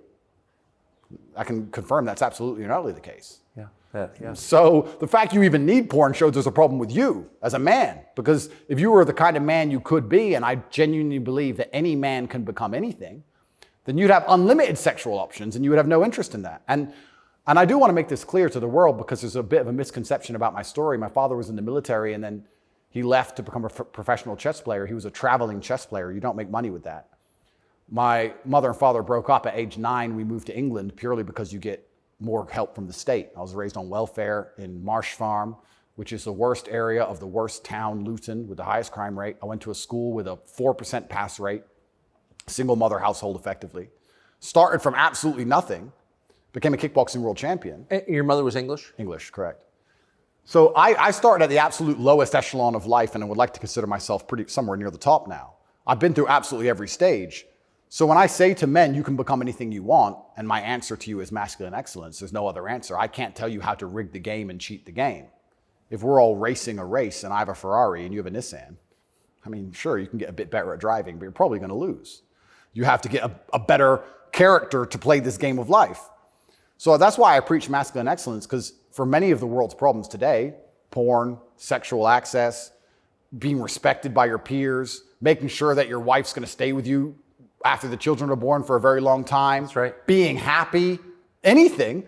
It all comes down to who you are as a man. The only answer is masculine excellence. There's nothing you can do besides hard work, accept the trauma and pain and suffering, and work harder than everyone else around you worked. And that's why porn's a problem. So I will genuinely say to any man out there who finds himself loading up that website, go take a look in the mirror and realize why no one wants to fuck you. Fair. And I said this to guys before. If you were a girl with all the choices she has, would you choose you? Think about it. And if you're honest with yourself, a lot of these guys, if they look in the mirror and go, you know what? No, I wouldn't choose me. Work out why and do something about it. Absolute and utter self-accountability. This is something that's also missing. I take accountability for everything in my life. Even going to jail, although it was unfair, although it's a matrix attack, although it's garbage, it was my fault. I sat there and go, what did I do wrong? How can I learn from this? Where is my part to play in this? What did I do? Because my actions are what I have the most control over. I have self-accountability for everything. If a woman doesn't want to sleep with me, I don't sit and say, women are this way, society's that way. I just sit and say, okay, why? What can I change? So any man who's loading up porn needs to go have a long conversation in the mirror and realize that he's not desirable or as desirable as he should be or could be. I come from absolutely nothing. I'm mixed race. My father was black and my mother's white. So statistically, mixed race, single mother household, bad area. I ticked every box to end up in jail. I ended up in jail for the wrong reasons. I guess You fulfilled your destiny. can't escape statistics. I ticked every box to be a delinquent, and I refused to be one. I absolutely not refused to be a delinquent. I said, no, that's not who I want to be. I want to be a superhero. And I know the only way to be a superhero is to, one, suffer, like Batman did, his parents died, and two, work hard. What does your mother think? My mother's exceptionally proud of me. She still worries because mothers worry. But even when we were in jail, she said, well, I know you're both strong. So, like, she knows she has men. She knows she has, That's pretty great. Yeah, of course. And I think that's what, I believe especially also, I think a man has a duty to his last name. I think we carry the last name. We have a duty to our last name. I am a Tate. I am my father's son. The reason my father is discussed so heavily is because of my monumental success. I keep him alive via my success. I would love to think my son does the same thing. Yes. They will talk about my son in a way where they're so interested in his life path that I must be discussed by extension, and then I live forever. So I have a duty to Tate. I have a duty to my last name. I must perform. And this is what I said to my mother on the phone. I'm a Tate. It's fine. Oh, but the conditions are bad. Yeah. That's life. And even as a man today, you're waking up, you want to load up a porn website. You should have respect for your last name, and you should sit and say, is this who I am? Is this what I do? A lot of this comes down to the things we discussed at the very beginning. Self-respect, honor, dignity. Well, you have no dignity? Well, I have too much dignity for that shit. And a lot of these men have no dignity, no self-respect, and it's all an extension. It extends of why they're never going to be who they could be, and also what they do to cope with that. And yeah, porn is a coping mechanism. What do you think of women? I think women are some of the most powerful people on the planet, firstly. A lot of the conversations we're having, most people don't understand that women are the gatekeepers, and women are the ultimate judges. Women are the ultimate judges, especially of sexual access, right? So when I say that maybe 40% of the letters I got in jail were from women, just love letters. Perfume on them and kiss marks. And the traditional masculine role is still respected and loved by so many women. If you were to ask the average woman on the street who hasn't lost her mind what she wants in a man, she would like to be financially provided for, physically protected. I love women. I think they are the most powerful and precious things on the planet. They give life. But I believe that when you love a woman, you should want to protect her and provide for her and take care of her. I don't believe you love a woman by wanting to do everything she says and cucking to her. I don't believe that because I love women, I should have no standards on what I expect in a woman. I don't think loving women is sitting there going, a woman can do whatever she wants to me and I put up with it. I don't think that's loving women at all. I think loving women is saying, I'm going to be the best man I can be. And the only way I'm going to be a good man is with a degree of standard. And I'm going to be the best man I can be for you. And when I say these things, I get attacked for being a misogynist. Because Well, how is that? I think misogynist means someone who hates women. Correct, because I have conversations with women who are, let's say I've done some podcasts with women who are very promiscuous. And I've explained to them that since the dawn of human time in every single society across the planet, promiscuity in females has been frowned upon. Yes, that's true. It hasn't been frowned upon in men, but it has been in women. I explained In a big way. In a big way. In many parts of the world to this day, you can't get married if you're not a virgin.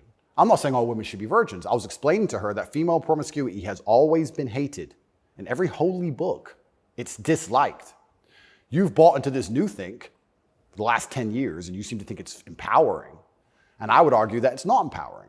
And I sat there and had a conversation with this promiscuous woman, and I said to her that she is doing herself a disservice, and she's dishonoring herself, and she's never going to be happy or fulfilled jumping from bed to bed. And I was told that this makes me misogynistic because women are empowered and they can make whatever choices they want, and I'm insecure to believe that a woman who slept with 300 men is somehow changed mentally, and her ability to bond and love a man has been affected by that. But it is. That's true. Well, unfortunately, you're going to end up in a Romanian jail cell for being a misogynist. No, I mean, I love women. And so I've seen it, and that is true what you said. The thing that's interesting is that women intrinsically understand this. Yes. Because if you see a woman dislike another woman, what's the first name she calls her? Slut. It's the first thing a girl says to a girl she doesn't like. It's the biggest insult that comes to her mind is that she's promiscuous, right? So it's interesting, but I've been called a misogynist for that. And then I've been on the internet for a long time. I've made some jokes. I've made some videos, and people don't understand satire or comedy. There's one that they keep repeating. I made a joke. Next to my bed, I had a Glock, like many people do, and then I had a knife next to my bed, and there was a comedic skit where it said, "The girl caught me cheating," and she picked up the knife, and I slapped it out of her hand and said, "You still love me?" And they cut the bit out where I talked about the girl attacking me with the knife. They just took the bit where I say, "Slap the knife out of her hand, you're the boss," da-da-da, and he's a misogynist, and it's just taken out of context. And that's another thing that's happened to me, and I am aware of this, and like I said, I take absolute self-accountability, but the way you make jokes and make videos when you get 100 views is very different than the way you would make a joke or make a video when you get millions of views. And when they're trying their best to they'll look at a 4-hour video and find 3 seconds.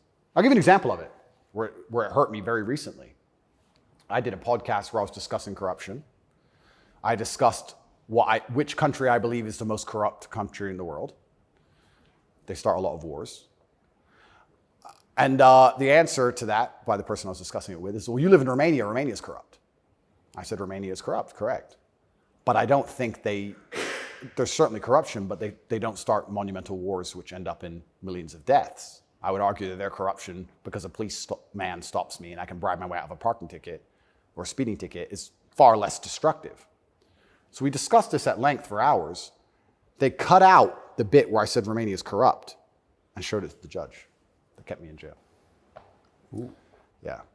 So, and that's my problem in a nutshell. Long format content, people will find a little bit, edit it up, and try and attack me with it. And that's where this whole misogynistic things come from. It's either from me arguing with promiscuous women on podcasts designed for promiscuous women to argue their point, and I destroy them so flawlessly that I'm a bad person, or something taken out of context. And it's insane because, like I said, the amount of support I get from women is actually monumental. The amount of mothers who write to me and say that their son's doing better than ever. The amount of women who write to me and say that their boyfriend's doing better than ever. The amount of women who love me and just want to meet me. This idea that I'm hated by women is probably the biggest lie about this whole story. I don't want to brag, but I can assure the world that's absolutely not true. I had thousands of letters of support from women. In fact, there was one girl, never met her. She would play love songs from her car outside the jail. So she'd put the music on and play love songs. And I managed to tweet out via my cousin the songs I wanted to listen to. Whitesnake, Is This Love? And she'd play them for me. Never met her. Don't know who she is. So you're in a Romanian prison cell requesting Whitesnake on the radio in the car outside. Correct. And some girl would pull up and put kind of a surreal moment. Put her speakers on full and play me my love songs for a good 3 or 4 minutes before the police would come and make her move. I got a song a day. But yeah, this idea that I'm universally hated by women is insanity. That's not true. So you said you're a mixed race. Your dad was black, your mom was white English. What do you make of the race conversation in the United States? I think it's they're trying to put fuel on the fire, and they're deliberately trying to accelerate division. This is what I believe. I think that if a black billionaire and a white billionaire meet somewhere, I don't think there's much conversation about race. I don't think... No! I don't think there's any racism. No. Interesting, no? They're not that interested in the topic, actually. They don't care. Right. Right? But amongst the lower echelons of the populace, they seem very interested in trying to turn us all on each other. Yes. I wonder why that is. And I wonder why they deliberately make laws and push media matters which are designed to do exactly that. I wonder why that is. We can sit, and I have my own theories. But I think what certain people in the world would be most afraid of is the white people of a certain economic class and the black people of a certain economic class shaking hands and saying, this is bullshit. I think that would be very intimidating for them. So it's certainly accelerated. And it's also very interesting because as a mixed race person, I will also sit and state, I don't look particularly black. Most people can't guess where I'm from. I've had more discrimination against me for being a straight male than I've ever had for my skin color. I've had more people look at me or have problems with me purely because of my sexual orientation and my generally masculine essence than I've ever had anybody say anything about my skin color ever. And I'll also say, if somebody has a real problem with my skin color, who cares? If someone's that ignorant, who gives a shit? Like, it's also, I do find it amazing they manage to psyop people into being so brutally offended by it. If someone were to come up to me and say, you're not white, I'd say, correct. Have a nice day. Who cares?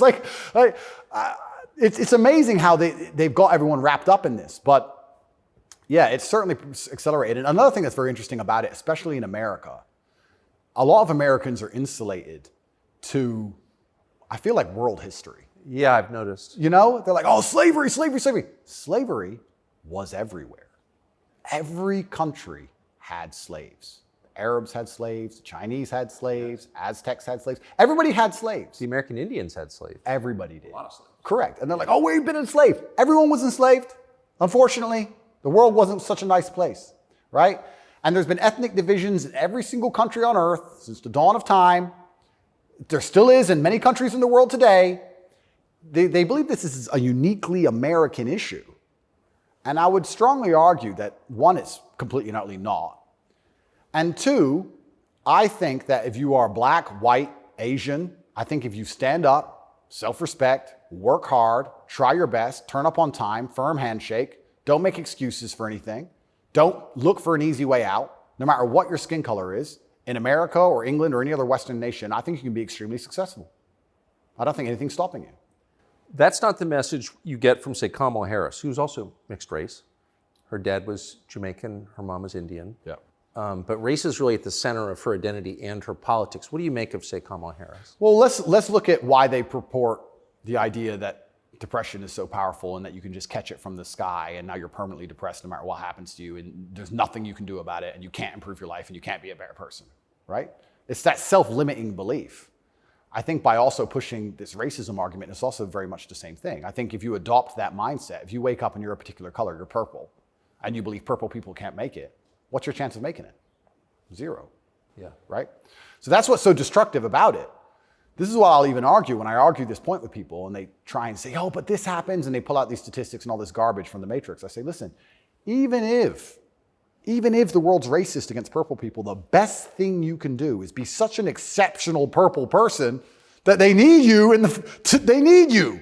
The only answer is hard work. The only answer is self-accountability, masculine essence, honor, dignity, making your ancestors proud of you because you hold the same last name as them. The answer is the same regardless anyway. But when people like Kamala are pushing this racism agenda, they're trying to say to people effectively, you'll never be anything. And you don't stand a chance of ever being anything. And I think that makes people who aren't anything feel a little bit better about themselves. It's cope. And that's the only fans she has left, are losers who she's told it's okay to be a loser because there's no way you could have not been a loser. And I will argue you could have been something a lot more than that. And you shouldn't listen to anybody who tells you you're not going to be a loser. If someone were to come to me and say, Andrew, you're mixed race, you're from a single mother household, you're never going to be rich. I'll say, watch me. I don't believe you. I don't believe you. Who are you? So everything she's saying is, one, wrong. Two, it's destructive to believe in. Three, I think it's her last hope at having any kind of fan at all because she's largely incompetent. I don't think I've ever heard her put a compendious, coherent sentence together. And perhaps also, maybe that's the reason why she leans so heavily on race, because she's not impressive or competent. So she can say, oh, but I'm this color and I did it, instead of actually talking about how good of a job she's doing. Because if you have to discuss that part of her career or that part of her current life path, I think she'd be in a lot of trouble. I want to show you video of Joe Biden's challenger for the Democratic primary, Robert F. Kennedy Jr.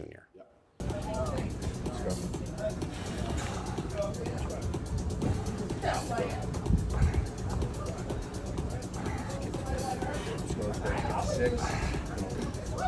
Run it. Let's go. Up. What do you think of him? I think a strong body is a strong mind. I don't think there's anything wrong with a man exercising up until the age he dies. Why wouldn't he? I think that the bottom line of masculinity since the dawn of human time has been a propensity and a capability for violence. I think that's what makes a man a man. I don't see any possible negative connotation with being in good physical shape. I think that's a fantastic way to show discipline, which is very important in any man who's important, especially a world leader. In fact, I love the idea of an elected world leader being in fantastic physical shape. I think it shows that they're a motivated, disciplined person, and I have a lot of respect for him for that. And I think that in the military, we make it mandatory, right, to be in fantastic physical condition. Yes. So why wouldn't we have it mandatory for people who are in charge of the entire world? I think it's fantastic. The President of the United States seems to be failing physically. As you look back at the country whose passport you hold at the president, what's your reaction? Well, sometimes, and it's not very often, I consider myself ignorant, but I feel like there must be some magic I missed, because wasn't he the most voted for president in history? Oh yeah, billions of votes. Yeah, there must be some magic I just can't detect, Tucker. I don't want to. More than Barack Obama. 81 million votes. It's insane. And I mean, Barack, yeah, sure, he was very intelligent, articulate. Yep. He was concise and compendious with his ideas. He Yes. could make you understand how he thinks. Yes. But Joe must be better in some way. I can't seem to see how, and I guess the fault is with me. I don't know what to say about that one. It's one of those lies that's so ridiculous that you're just like, okay. He got more votes than Barack Obama. Shut up, he did. Shut up. Excuse me. I want to get your take. This is sort of small ball, but it I think tells you something about a larger trend in the United States. This is a state senator from the state of Wisconsin in a public hearing recently saying, in a discussion on a crime bill, fuck the suburbs. Here she is. Fuck the suburbs. Because they don't know a goddamn thing about how life is in the city. What is that? There's a hostility there. Where does that come from? That comes from being a perpetual victim. That comes from being told that everything that's happening to her is not her fault and she has no self-accountability. Even though she's managed to become a senator, somehow she's still oppressed.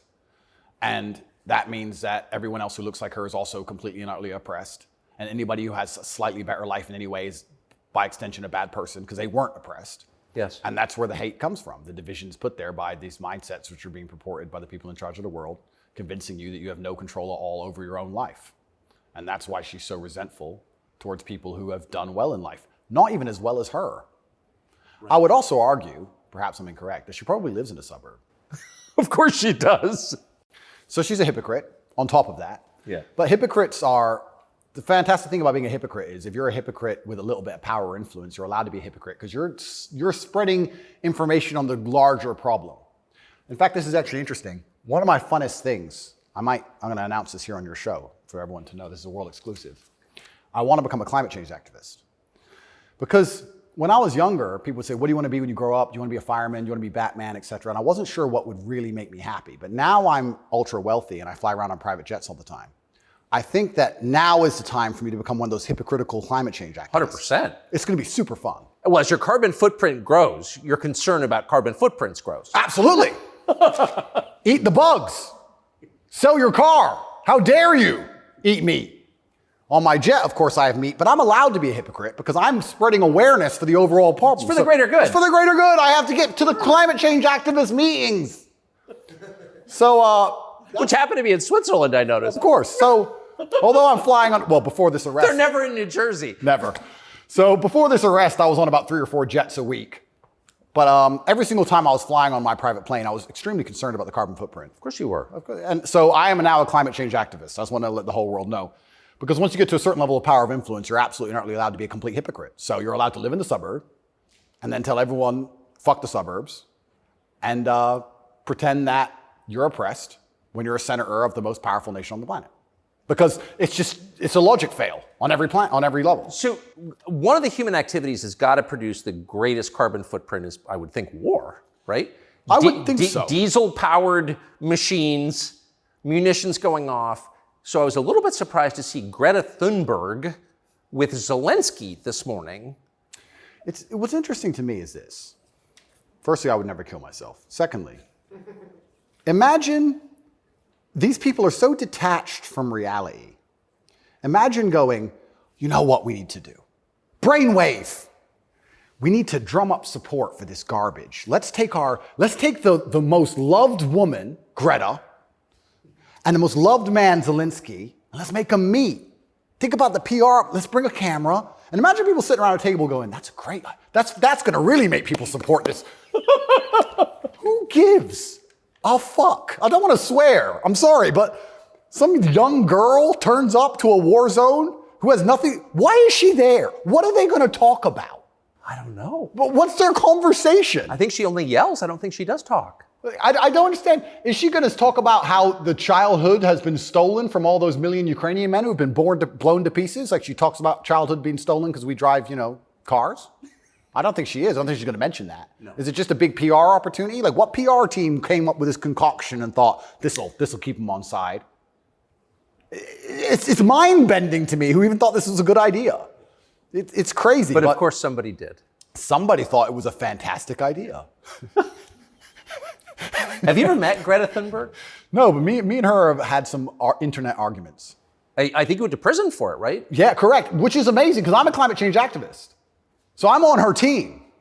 I was in Sweden during COVID. So we could have met. She didn't want to hang out with me, unfortunately. And then now I'm flying around on my jet everywhere, spreading news about climate change. Same thing. Like in my Bugatti, obviously it's got a big engine. I make sure to talk about climate change out the window as I drive.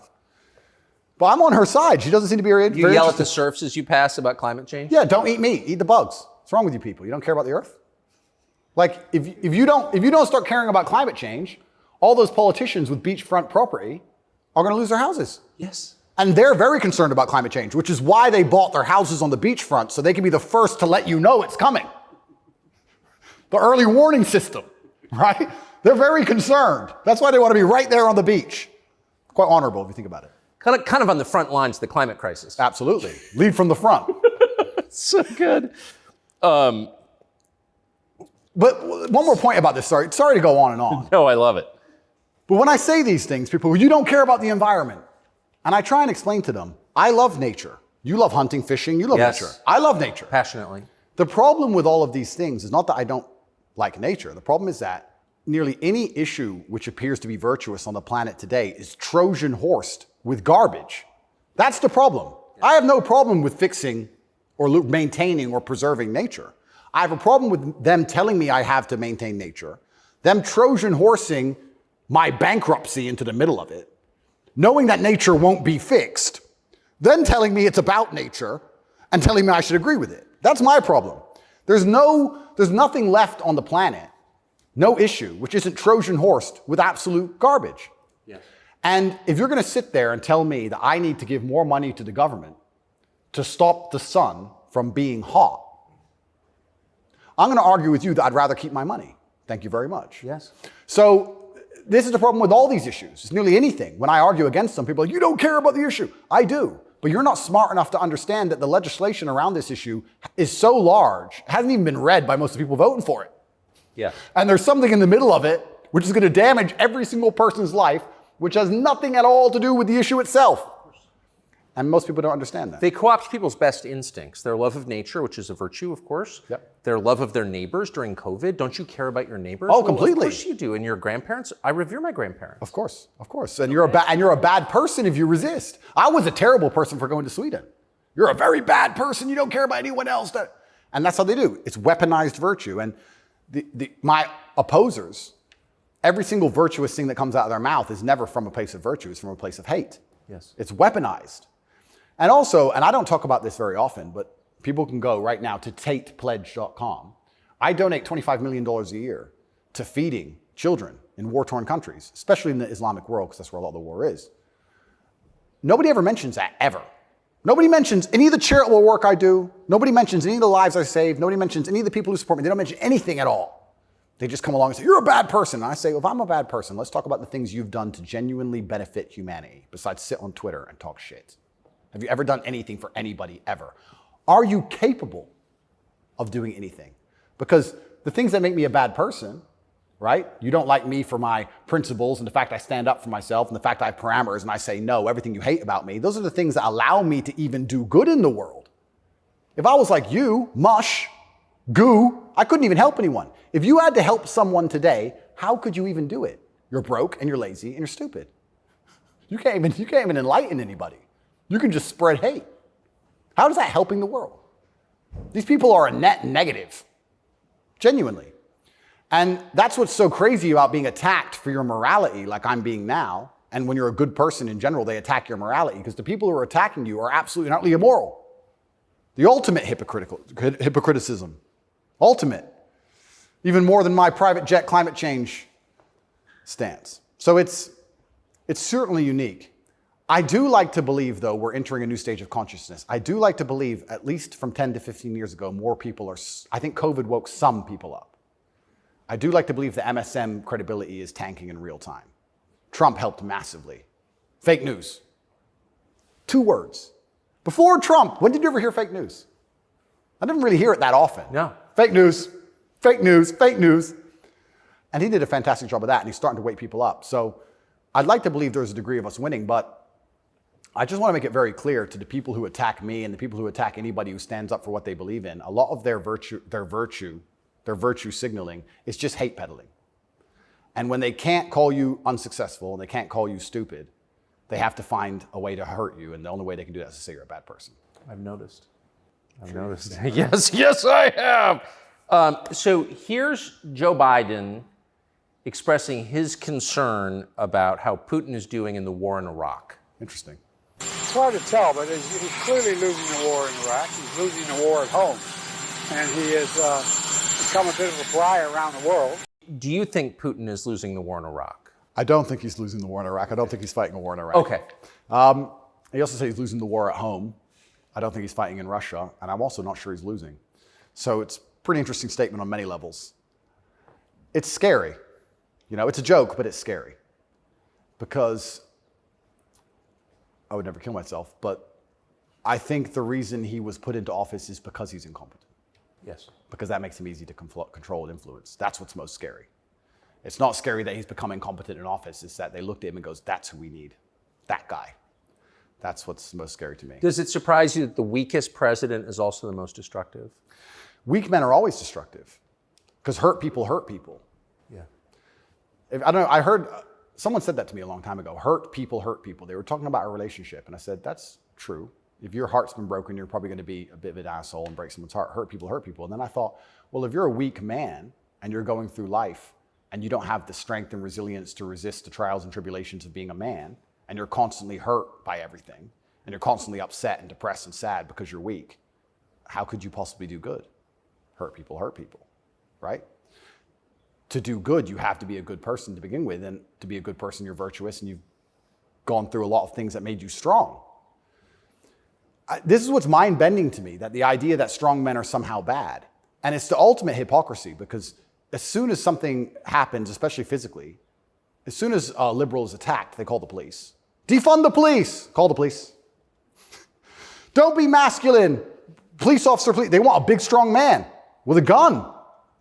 Guns are bad. They want him to have one, right? So the ultimate hypocrisy on every level is absolutely and utterly insane. At the base realities of humanity, the absolute base reality, strength in men is respected and wanted. And I think that the closer you get to unfortunate circumstance, the closer you get to reality. They go hand in hand. And then everyone's looking for the strong men. So strong men should always lead, I believe. And for a longest period of human time, that's how society functioned. The strongest men led. But in the Western world now, that doesn't seem to be the case anymore. And weak men are emotionally led. They're not particularly stoic. They're impulsive. And I would say that the most heinous acts, perhaps, that happen in modern society today are purported and committed by weak men. I don't think a school shooter is a strong man. I think it's a weak man. I think it's a man who's been picked on, got butt hurt, is upset, girls don't like him, never learned any emotional control. He's the kind of person who does exactly what the TV tells him to do. Act out your feelings, cry when you want to cry. Well, now he's angry, so now what? You told him to act out his feelings. What do you expect him to do? I think that weak men do the worst things. I think weak men hurt women. I think weak men rob stores because they don't want to wake up and work hard and go to work and do it the honorable way. It's a weak man who goes and steals. It's a weak man who beats the shit out of a girl. It's a weak man who shoots up a school. This is all weak men stuff. And society as a whole is telling men to be weaker and weaker, saying it's somehow the solution to everything because being a man is toxically masculine. Being a strong man is bad. It's toxically masculine. To be a good man, you have to be a very weak one. Well, look at the most heinous acts that are committed in society. Show me a strong, honorable, virtuous man of principle who's doing any of this stuff. So weak men commit the atrocities in this world. Absolutely they do. And it's weak men who also attack anybody of virtue, because I think when you're weak, you're intrinsically unhappy. Yes. I don't think as a man you can be happy if you're weak. I think happiness and strength go hand in hand. Yes. I think that's how we're supposed to be, right? Even strength of mind, strength of conviction, strength of something. If you're weak, you're going to be miserable. So I do find satisfaction in the fact that most of the men who truly dislike me are miserable and weak. And also, like I said earlier about women being gatekeepers, women are fantastic. Women are they're like a barometer for society. I would say you can measure the strength of a society or the virtue of a society or how decayed a society is largely by the actions of many women. I'd like to argue that point. I can argue that point in many different ways. But women really want their man to be strong. Of course. They will punish you for being weak. And I'm not saying you can never cry to your woman. I'm not saying you can never open up to your woman. But there's going to become a time where she expects you to just be capable. There's a problem. And even if you don't know how to fix it, your job as a man is to say, I'll handle it. Even if you have no money and no hope. And to go find a way to fix the problem. If you're weak and go, I don't know, she becomes very resentful towards you. And she'll punish you for that weakness. And I think what she's trying to do on an evolutionary standard is inspire you to man up, because it's your job to protect her, isn't it? Of course. So if she sees you and looks at you and doesn't see you as a man who can protect her, she can't respect you. So every survey of female happiness in the West shows just a straight decline since about 1970 till now. Women are becoming less happy in the West. I think it's very obvious. What accounts for that? How can you be happy when all the men around you aren't men, right? We are the most beautiful union that God has possibly created on the planet. A feminine woman and a masculine man. It's the most beautiful union that can possibly exist. It raises children the best. Both parties are happier. Both parties gain. It's a net positive for everybody. There's no negative. There's no downside. But if you destroy one side of the equation, then the other side is going to be completely and utterly miserable and unhappy. How as a woman can you be happy if you can't find a man who you believe can protect you, provide for you, sticks up for you, has morals, has principles? There's none of those men left. So then what they do is just go from man to man trying to find it. And by the time they've been through enough men to maybe find someone semi-close to it, they've been through too many men to ever be happy. And then you have the absolute destruction of Western society. We talk about why men don't get married anymore. I can tell you why I wouldn't want to get married in America. I don't see the point in being married to a woman who's had so many partners before me that she can't properly pair bond with me and then giving her the opportunity to financially destroy me. I think that would be a bad chess move. And I do believe in marriage. I think society would be better if everyone was married. I'm saying that if you're living in an immoral society, being a moral person, if you're not careful about it, you can get wrecked. If the game is rigged, you have to be very careful if you play it. So how do we encourage men to get married? Well, they need to be worth marrying, but so do the women, right? So everything's decaying on both sides. Everything's spiraling. One of the reasons I also got called misogynistic, and I'll say it here, I argue the point that for the longest period of human time, evolutionarily, women had to adopt and find a way to take the ethos of an opposing tribe perhaps quicker than a man could because of war. If the men would fight and a tribe lost and the women survived, they had to change how they thought to fit in with the new tribe to survive. Yeah, because they'd be carried off. Because they'd be carried off. Of course. Like the French women were sleeping with Nazis towards the end of it. Towards the end of Paris occupation, all the French women were sleeping with Nazis. When the Nazis got kicked out, the French women had their heads shaved because they got caught hanging around with German soldiers. The German soldiers killed their husband. 3 years later, they need to eat. So the German soldiers have a wage. He's handsome. It's amazing how quickly they can adapt. And that's for their own survival. That's fantastic. But then if you extrapolate that and you understand that to be true, then you also understand that women are more susceptible to programming to a degree. I got called misogynistic by saying that if you sit 100 men and 100 women down in front of propaganda, I believe that women are more likely to believe a lot of it. I think a lot of liberals are female. They're more emotional. And it's easier to convince them of something if you use an emotionally led argument, right? So if by extension you now have women who are emotionally led, who are being convinced and their logic is failing because they're being tricked with an emotionally led argument, and the man they're meeting has no principle and no honor, and he can't resist that, she's in charge of the house, well, now she's telling the man what to do, right? If I would have come home during COVID and my woman said, you need to wear a mask, I'd say, no, I don't. End of conversation. Where if I was a simp, you need to wear a mask. Okay, baby. Don't. All right. So the women are also largely in charge of the psyop because the men are so desperate to get any kind of connection with a real person and avoid the porn screen. And then these women are being controlled by the mass media as a whole. I say this to, I have children. I don't talk about it often. But I say to the mothers of my children, I say, look, either we program their minds or society does. Who do you believe in? Everyone is being programmed by somebody and something. Me, you, everybody. We're all programmed by someone. To sit and think you're above programming is incorrect. What you have to do is sit and say, does the person who's programming genuinely have my best interests at heart? What do they want me to believe? Why do they want me to believe it? What happens if I believe what they want me to believe? Where does this lead? That's all we can do. We're all programmed. We're all the sum of the 5 people we spend the most time with. Right? So if you have women with no father, no strong masculine influence, who's programming them? The Kardashians and the news? The internet? Porn stars? What kind of woman's that going to be? And then if a man finally ends up with her and he has no backbone, what kind of man is he going to be? I don't want to comment on these things because I don't want to make personal enemies of people I don't know. There's a guy called Adam22. Once again, I have no idea who this man is. I just saw on Twitter yesterday that he was with a porn star who'd never done a male scene. They got married, and like a week after their marriage, she did her first male scene with some random dude. And he's on a podcast defending it. Did his wife have sex with somebody else? Correct. Why? Like, this is the level you can, but this is what the Matrix wants from you as a man. They want the woman in charge and the man below with no backbone, because if the woman's in charge, they can emotionally affect her. They can scare her. You can scare a woman easier than you can scare a man. A man. A real man's hard to scare. A woman you can make afraid of the vaccine, right? Be afraid, COVID, be scared. If she's in charge of the household, I would argue in nearly any household where the female was dominant, everyone's vaccinated. I would argue that point hard. Of course. Maybe I'm wrong, but I would argue it. I don't have the statistics. It's just logic to me. So talk about women being unhappy. What's actually interesting about the female mind, once again, they're going to call me a misogynist, is that when you're an emotionally led person, you're more prone to chaos. It takes real stoicism to lead. So why are these women unhappy? Because no one's leading them. No fathers, no men of no backbone, no man they respect. So they're relying on society, which is promoting chaos, and their own mental state. Women will say all the time, my period was coming up, so I was crazy. Like, they'll say that themselves.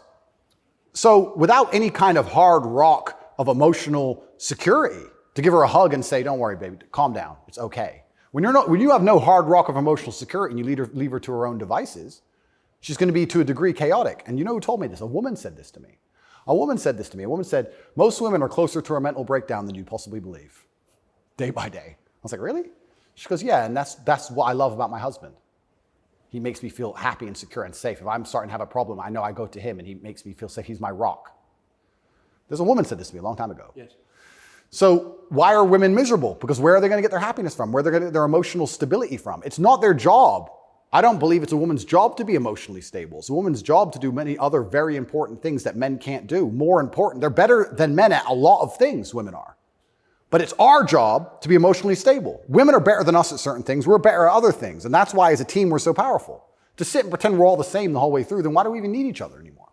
Well, I don't think we do. You're exactly it. And this is why we have birth rates declining, porn, women who are running around sharing one man with no intention of having children, marriage is gone. Like, where do we think this is going to end? And what's interesting about Well, it ends with the training thing, right? Well, yeah, that's the ultimate. No, I'm serious though. Is it? I mean, if there's no, scrambling the idea of the gender binary of sex differences, like that is kind of the end point, isn't it? Well, the end point is, yeah, men are the same as women, so it doesn't even matter. Right. I can be a woman today, I can be a man tomorrow. None of it matters anymore. I also think a large part of this transsexual movement, I think a large part of it is a deliberate attack on us and our senses because they're trying to convince us to ignore our eyes. I do believe that is a bottom line. I think the bottom line of slavery are your own senses. Like, no matter what I'm told, that it's cold outside, I feel warm. That's the bottom line. So once they can convince you that your senses are wrong, well, then you're completely open for the slave programming. Once you can look at something with your eyes and ignore your eyes, you're a prime candidate. So I think a lot of this has also something to do with that. You are going to say that's a girl. That's what you are going to say because you have to. And if you say it long enough, you'll think it. And if you won't, your children will because we'll tell them. So eventually, you're going to say it. And then it becomes true. Then you ignore your eyes. Now you'll believe anything, right? Till the next thing comes along. Now you'll believe all the people on the jets telling you about climate change. It's all an attack on the senses. This is America's most famous admiral. You know, it's such an important issue for our youth and adults. As you said, some of these laws are actually extending into adulthood. You know, we often say that gender-affirming care is health care. Gender-affirming care is mental health care.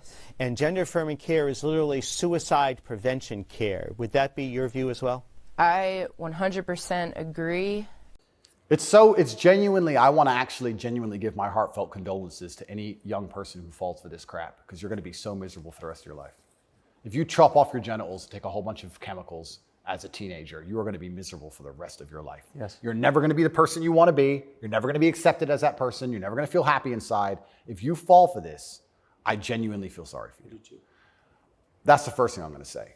The second thing I'm going to say, I find it very interesting that the only surgery we call affirming is gender surgery. Imagine a girl woke up and said, I was born in the wrong body because my tits are small. I'm a big-titted woman, but I was born in the wrong body. I need tit affirming care. I need to affirm my true body shape. Because otherwise I have a mental health problem. No, it's plastic. It looks good, perhaps, whatever. But we would never say she was born in the wrong body and we had to affirm her genuine body experience. Her triple Ds. Yeah, her triple Ds had to be affirmed. It's garbage. You're not affirming anything. And also, I think it's kind of interesting. They say that trans people commit suicide at a higher rate. That's sad. Nobody should kill themselves. I would hate for anybody to kill themselves. They say that's because they're picked on for being trans. I don't know why anyone's ever had the argument that perhaps they have a mental instability before this trans stuff, and that's why they're more prone to suicide in the first place. Seems like an obvious explanation. Seems like an obvious explanation. I don't think it's normal for anybody to want to mutilate themselves. I think if someone were to come to me and say, I really want to cut my hand off, I would think they had a mental illness. Why? Don't like it. What do you mean you don't like it? I don't like my hand. I don't want it. I would think that's very concerning. So I really, truly feel sorry for any young people who fall for this. I don't blame them. I think it's a massive psyop. And I think if you fall for it, you're going to be miserable forever.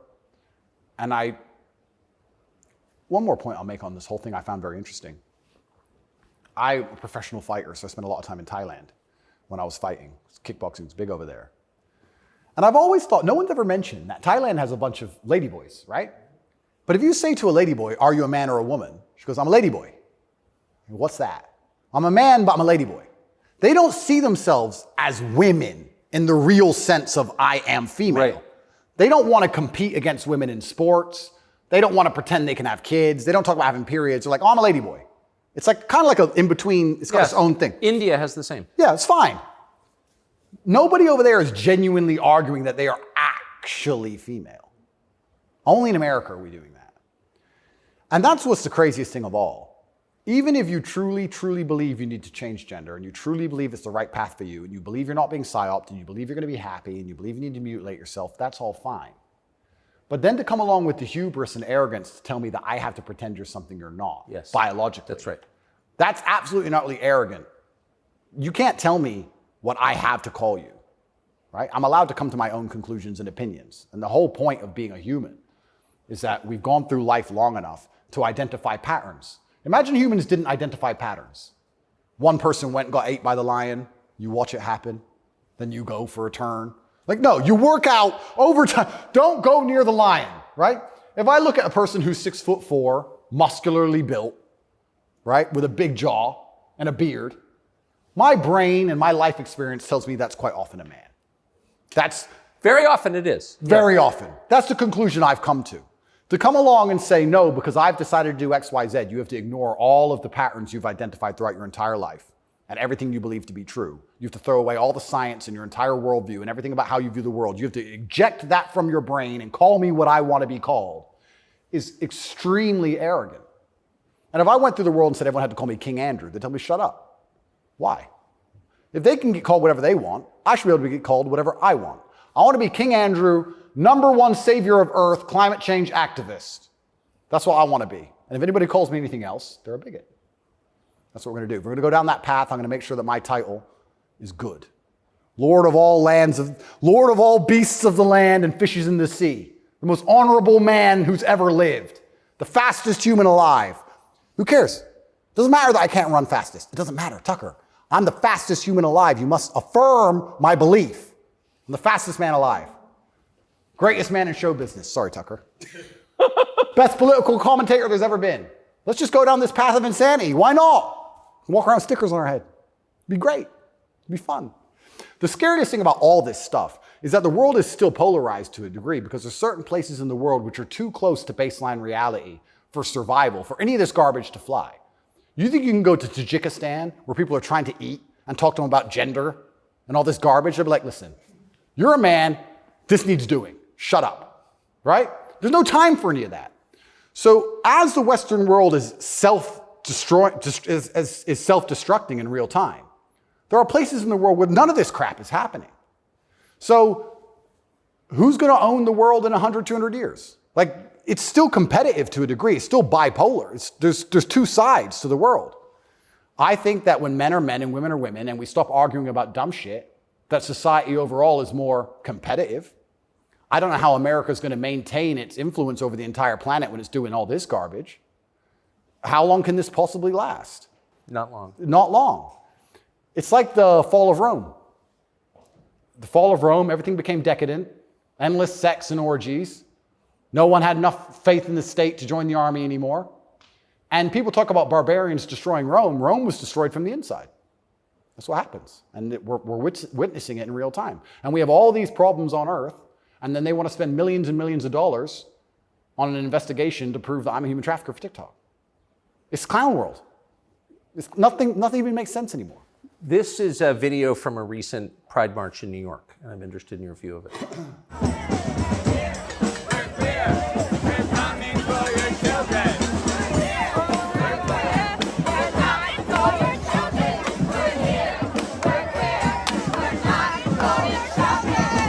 So I have a few points on this. The first point is that it is an unfortunate reality, and I'm not going to be called a bigot. I'm going to talk about the reality that the homosexual community cannot reproduce in and of themselves. So for them to have a community into the future, they do need your children. That's how they think. For there to be a homosexual community in 100 years from now, they need straight people's kids, because only straight people have children. So they're telling the truth. That's the first thing. They mean what they say. The second thing is, I think a lot of this is an attention grab by them. I think they are slightly disappointed in how tolerant many people actually are. I have no problem with gay people. I don't care. I'm gay. Cool. I want to get married. Fine. I'm going to wave my dick in your kid's face. Wait a second. Yeah. They push it to a point where we have to react. And then when we react, they say we're bigoted. Children are innocent, and destruction of innocence is one of the most disgusting things on the face of the planet. It's terrible if a child is killed in a war. It's terrible if a child's mind is warped by any propaganda mechanism. They're innocent. What I don't understand is why, imagine heterosexual men walking around naked saying we're coming for the children. Well, someone gets shot. Absolutely. So why is it when you For good reason. Completely. So as soon as there's this sexual orientation, they're completely protected. And I think that the whole point of having children as a whole is to instill them with your worldview. I know if I have children, I want them to be like me. We just talked about my last name and how I want them to honor me into post-death. Then I want them to be a representation of me, which means they should believe in my values and my creeds. Why is a group of people in New York walking around telling me what they're going to teach my kids and what my kids should believe? They're not your kids, they're my kids. Right. And that's what's so scary, because children are impressionable and children are raised by the state and the internet effectively, which is why they want me off the internet. But they'll let a lot of people stay on the internet that say a lot of things. I'll argue that if I was transgender, the American embassy would have told Romania they were bigoted and removed me pretty quickly. I would genuinely argue that point. They would say, no, what you're doing is abusive to the LGBT community. He must be removed from jail. Of course, immediately. Immediately. But because I'm straight and heterosexual, it doesn't matter. We're the class that suffers the biggest bigotry that possibly exists in the Western world today. I would actually argue that point. But they're saying this to be deliberately provocative. They're deliberately trying to upset people. They want to upset you so that when you talk against it, they can call you names and call you a bigot. And also they mean what they say. And it's truly scary. I'm obviously a Muslim. I'm Islamic. What most people don't understand about a lot of the Islamic world is that a lot of these things are outlawed, right? But people say, so gay people can't go there. If you go to Dubai, you will see gay people. If a guy wants to be gay and do whatever he wants to do with a full-grown man in his own house, I don't care. And you can tell. You might have a waiter who's gay, whatever, etc. The only reason it's outlawed is not to stop a full-grown man meeting a full-grown man and doing what he decides to do. It's outlawed to prevent it bleeding into society and affecting the culture where the children are affected. That's why it's outlawed. And I'm not saying it should be outlawed in America, but what I'm saying is if you're not going to protect the innocence of children from any ideology, and if the ideology is deliberately targeting children because children are more impressionable and more capable of believing in things which simply aren't true, perhaps a man looking like a woman or vice versa, then that is a dangerous ideology that should be very closely examined. Well, if you're not going to protect children, or if you're going to encourage women to fight your wars, why have a society in the first place? Well, this is another Isn't thing. the whole point of society to protect women and You children? know what's really interesting? I argued this point once. They were talking about how the West is a patriarchy and it's so terrible to be a woman in the West. And I'm like, well, where's better to be a woman then? If it's not the West, please tell me. Pick another country besides America where you'd rather be a woman. It's garbage to begin with, but you're saying, America's a patriarchy and Americans are all misogynistic. And men are so bad and women have been oppressed since the beginning of time. It's always been a patriarchy. If that's true, why don't women fight our wars? Think about it. We can get the women of our country and the women of another country and let them go die in a ditch. And us men can just sit around being patriarchs. Why do we have to go die? Why do we have to go get our legs blown off? No, because we're a patriarchy. Women can go suffer. Or do the women get to stay at home and we go suffer? How is it a patriarchy? Right? So that's garbage to begin with. But I think, genuinely to go back to that point, any ideology which is waking up and saying, our worldview is so extreme, the only way we can truly ensure it exists into the future is to find the most susceptible people on the planet to program and attack their minds, children. I think that's a destructive ideology and should be very closely looked at. And it doesn't matter if it's LGBTQ or anything else.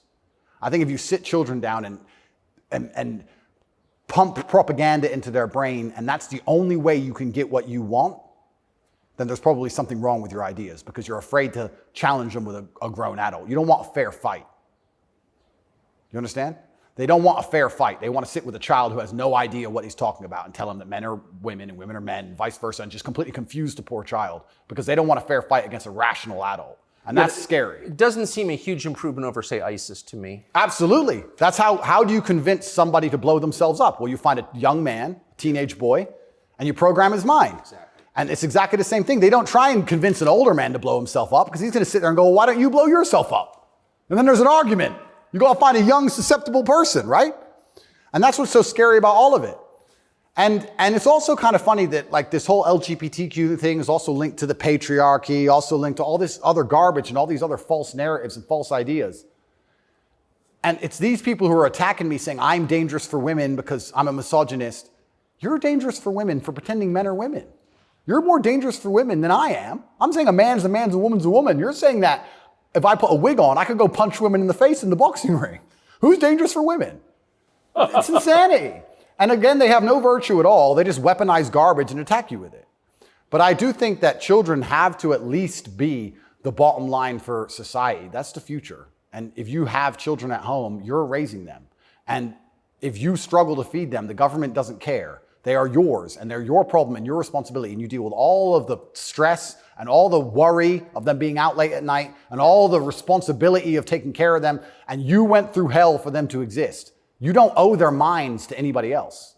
You don't owe it. So there has to be a point where you stand up and say, no, I raised this child. It's my child. That's my child. It's not yours. Absolutely. What do you make of Julian Assange? I think that it's crazy.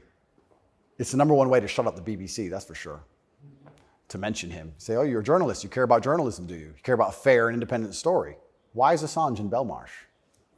Very interesting. What do they say? They don't answer. They try and change subject. They always do. I did it. I stole it from the Azerbaijani president. He started it. I saw that. Yeah, it's great. Do you know him? I don't know him, but I've seen enough of his interviews to like him. Me too. Yeah, I like him. And this is what I'm saying about the world. There's so many places in the world where they still live very firmly in the real world. All of this garbage is just the result of the very simple, easy lives that we have. Inside the movie The Matrix, which I recommend you watch, the agents say, we tried to create a utopia for the human mind so that your mind is in a utopian state and your body can just be used. But the human mind rejects utopia. We created the world in 1999 at the pinnacle of human civilization before machines took over because the human mind needs struggle and it needs problems. Otherwise, it rejects it. Yes. And I kind of feel like there's a whole bunch of people trying to just find problems and find struggle in their lives because they don't have enough motivation to do something that's genuinely difficult, like, help people. But they can't live in this state of complete vegetation. That's so right. Then they wake up and say, oh, I'm oppressed. My pronouns. How much energy must it take to go through life trying to correct every person you interact with to call you Z? Think of the calories burnt. I can't think of a bigger waste of time. Think of the calories burnt. Every Starbucks employee, it's actually Z. Correct. You are a moron and you are just wasting so much energy. You could put that towards something beneficial. You could volunteer.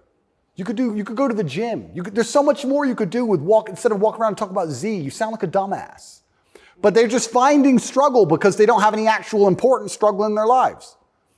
And that's why it only exists in the decadent West. Do you think the coming famine will change that? Absolutely. I would argue that when the famine comes, I think all these feminists will look for a strong man of resource who is stoic, who has a good network, who's capable and important and respected. It's amazing how quickly feminism disappears. In fact, there's a podcast I did called Fresh and Fit. And I did this podcast in Miami, and I was arguing about gender roles with 7 girls. And during it, they were telling me that they can do anything a man can do, all the usual things, and they don't care, they don't need a man, all this garbage. And some crazy fan knocked on the door for me, and he had a gun. He knocked on the door. You should have seen the women, how quickly they became feminists when I had to go to that door. They all completely changed. Go. Oh, the feminism's out the window. There's no feminists on the Titanic. There's no feminisms in a famine. There's no feminists at war. Where's the feminists? Go to war, right? I remember when we did that very well-planned, very thorough evacuation of Afghanistan, and all the schools that we opened for women got shut down by the Taliban. And I was having this conversation with someone, and I was saying, okay, well, you're an Afghan man, right? You've been hired by the Afghan Defense Force, and America's now left, and you have a meager wage, and America's left, and the Taliban are coming. and you're standing outside of the school with your AK, and they're coming with whatever they've got, and you're looking at the school going, do I really want girls to go to school that bad? Not really. Just put it down, you walk off. And this girl's like, yeah, but you know, it's really important. And I'm like, yeah, it is very important. I agree. Women should have education and right to education. Completely agree. But you're also saying here that men should die for it, which is fine. I'm not saying that that shouldn't be the case, but I'm saying that you should give men the respect they deserve for dying for your education. Because it's not the women who are going to defend that female school, it's the men. So if you're going to shit on men all day long and say we ain't worth anything until a war comes, and then you want us to go die? That's interesting. When the famine comes, the closer reality gets towards baseline survival, the closer we become towards our gender roles, because it's the only way we can be competitive. If you took 10 men and 10 women and stranded them on a desert island, the men would be men and the women would be women, because if they didn't, they would die. That's the bottom line. And I think that if you look at history, since the dawn of time, men were masculine, and also men, by and large, were generally ruling the society, not in an oppressive way, but in a protective way. And I think that that means that makes the society most competitive. And my argument for that is that if you name any society since the dawn of human time, men were protecting women, providing for women, and basically in charge of the society. And these are societies that never met. So it can't be an idea that spread. The Ming dynasty and the Aztecs, they're pretty far away. But that's how society was most effective. And when feminists argue with me and say, we need a society run by women, I say, well, that's never, ever happened. And if it has happened, they got destroyed so quickly, they never had a history. We can't even name one. So it's a brand new idea, which I'm not saying is a bad idea. I'm saying if it's a brand new idea, you can't tell me it's going to be better because it's never been tried, ever. So we're going to see. But what happens if it doesn't work with the most powerful nation on earth? Right? So we're feminizing men and women have more and more control and more power, which is fantastic. I'm saying this is untested. Who knows where any of this is leading? And our competitors, America's competitors, are still very firm in their gender roles. So it's certainly an interesting period of history we're about to enter. It's very interesting. What's your view of tobacco? I love tobacco. So my diet is particularly strange, I've been told. I live on caffeine and nicotine. So I eat once a day. I eat dinner only. 80% of my calories come from meat. I have 10 cups of coffee a day and 3 or 4 large cigars. So I like caffeine and nicotine. I do too. Yeah, it makes me feel good. Makes me feel like my blood's on fire a little bit. Caffeine and nicotine I think are fantastic. But you're a health guy, obviously. I'm a health guy, but smoking is fantastic for your testosterone level. And I think that's important in a man. I think that's also important in the resistance of slavery as a whole. Is it really, you can feel it? Oh, 100%. And I'm not saying that, smoking's healthy. I'm not saying that, because I also train exceptionally hard every single day. And when I was professionally fighting, I didn't smoke. But I think in general, testosterone level is a fantastic way to measure your overall health as a man. But nicotine has a positive correlation to testosterone. Absolutely, levels. It's been proven. Yep, it's been proven repeatedly. So that's why I love nicotine so much.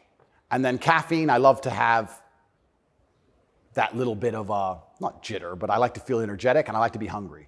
My optimal state is hungry, but energetic.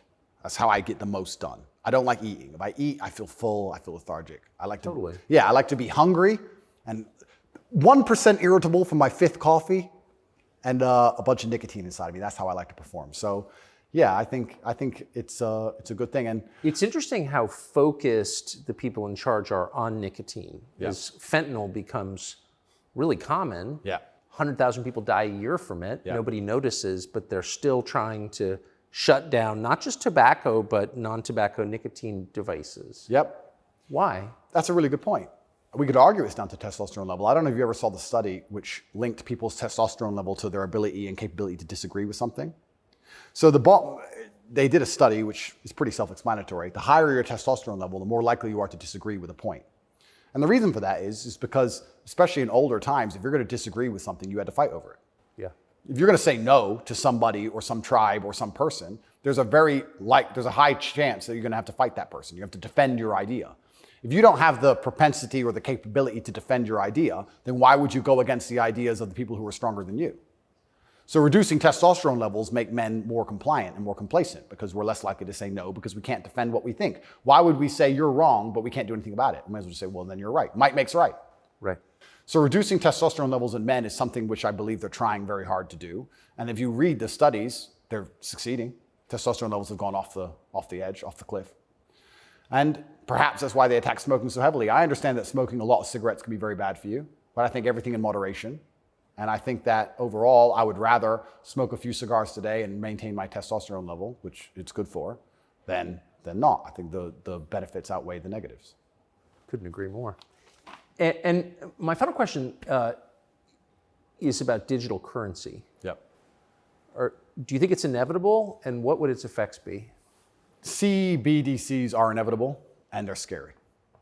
They're super scary because it's the final absolute realm of control. I mean, they're already removing cash from society.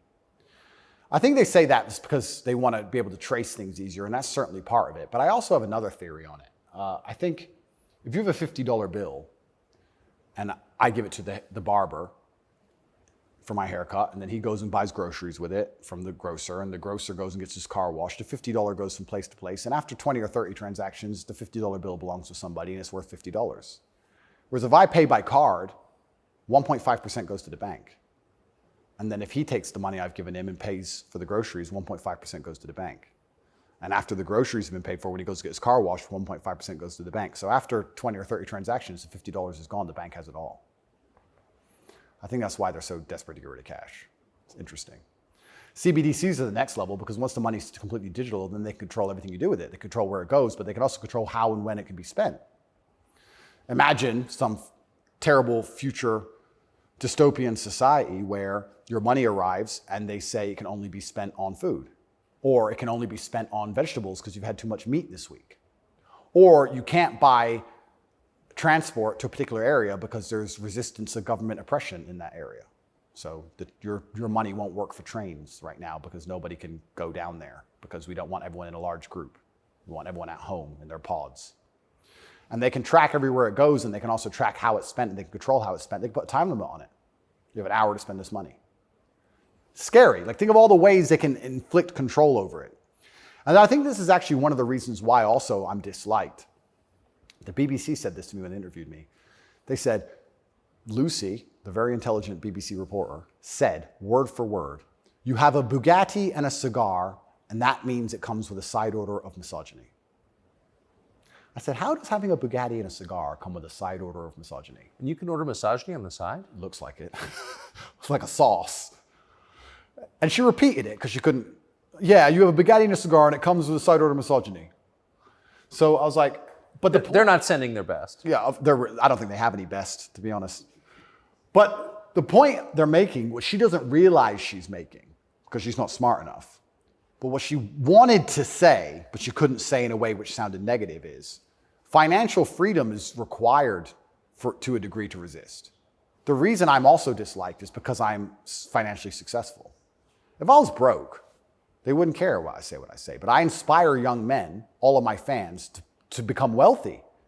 And you'd think that'd be fantastic for the society, right? He has millions of young men. He's teaching them to work hard. He's teaching them different ways money can be made. He's teaching them to be fantastic salesmen. He's helping the society. No, because if you have a whole bunch of money, then you can sit and say, no, I don't need your wage. That's bullshit. There was a video very recently of a guy in England taking down all the English flags and putting up pride flags. And a guy screams to him and goes, bro, you're taking down the wrong flag. And he replied, I know, mate. And the point is, what can I do? I'm a flag guy. If I say no, someone else will do it. Kids got to eat. So by keeping your money enslaved, they can keep you enslaved. You got to eat. They don't want men to be financially free. If you're financially free, if you have enough money in the bank, you can one day go, you know what? I don't want your money. Even me now to this day, I've done enough and I'm successful enough that it's very hard for them to buy me. They come along, well, I would never sell my soul anyway because it's not who I am as a person. But if I was destitute, they could come along and say, Andrew, you have all this influence. We're going to change your message. You're going to say this. We're going to give you 10 million. Okay.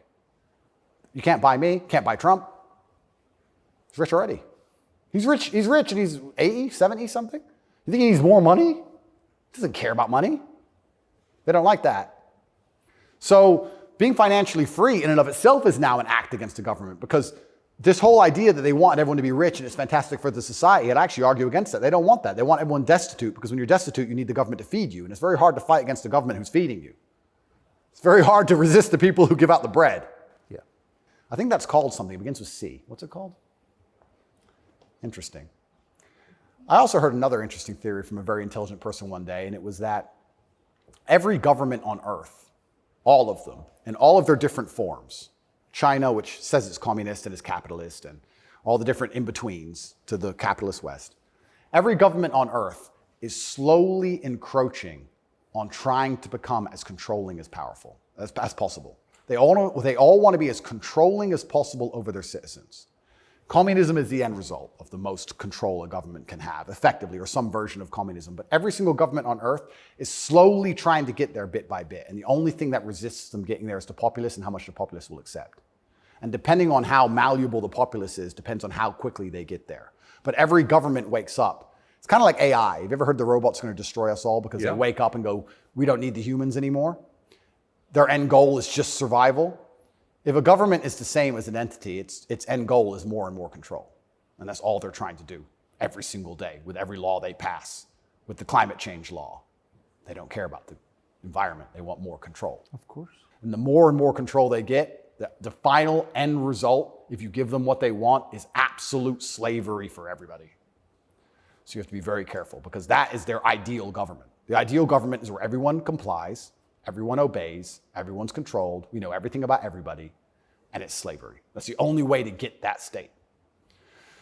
So even making enough money to have an opinion is an act of rebellion. It's crazy.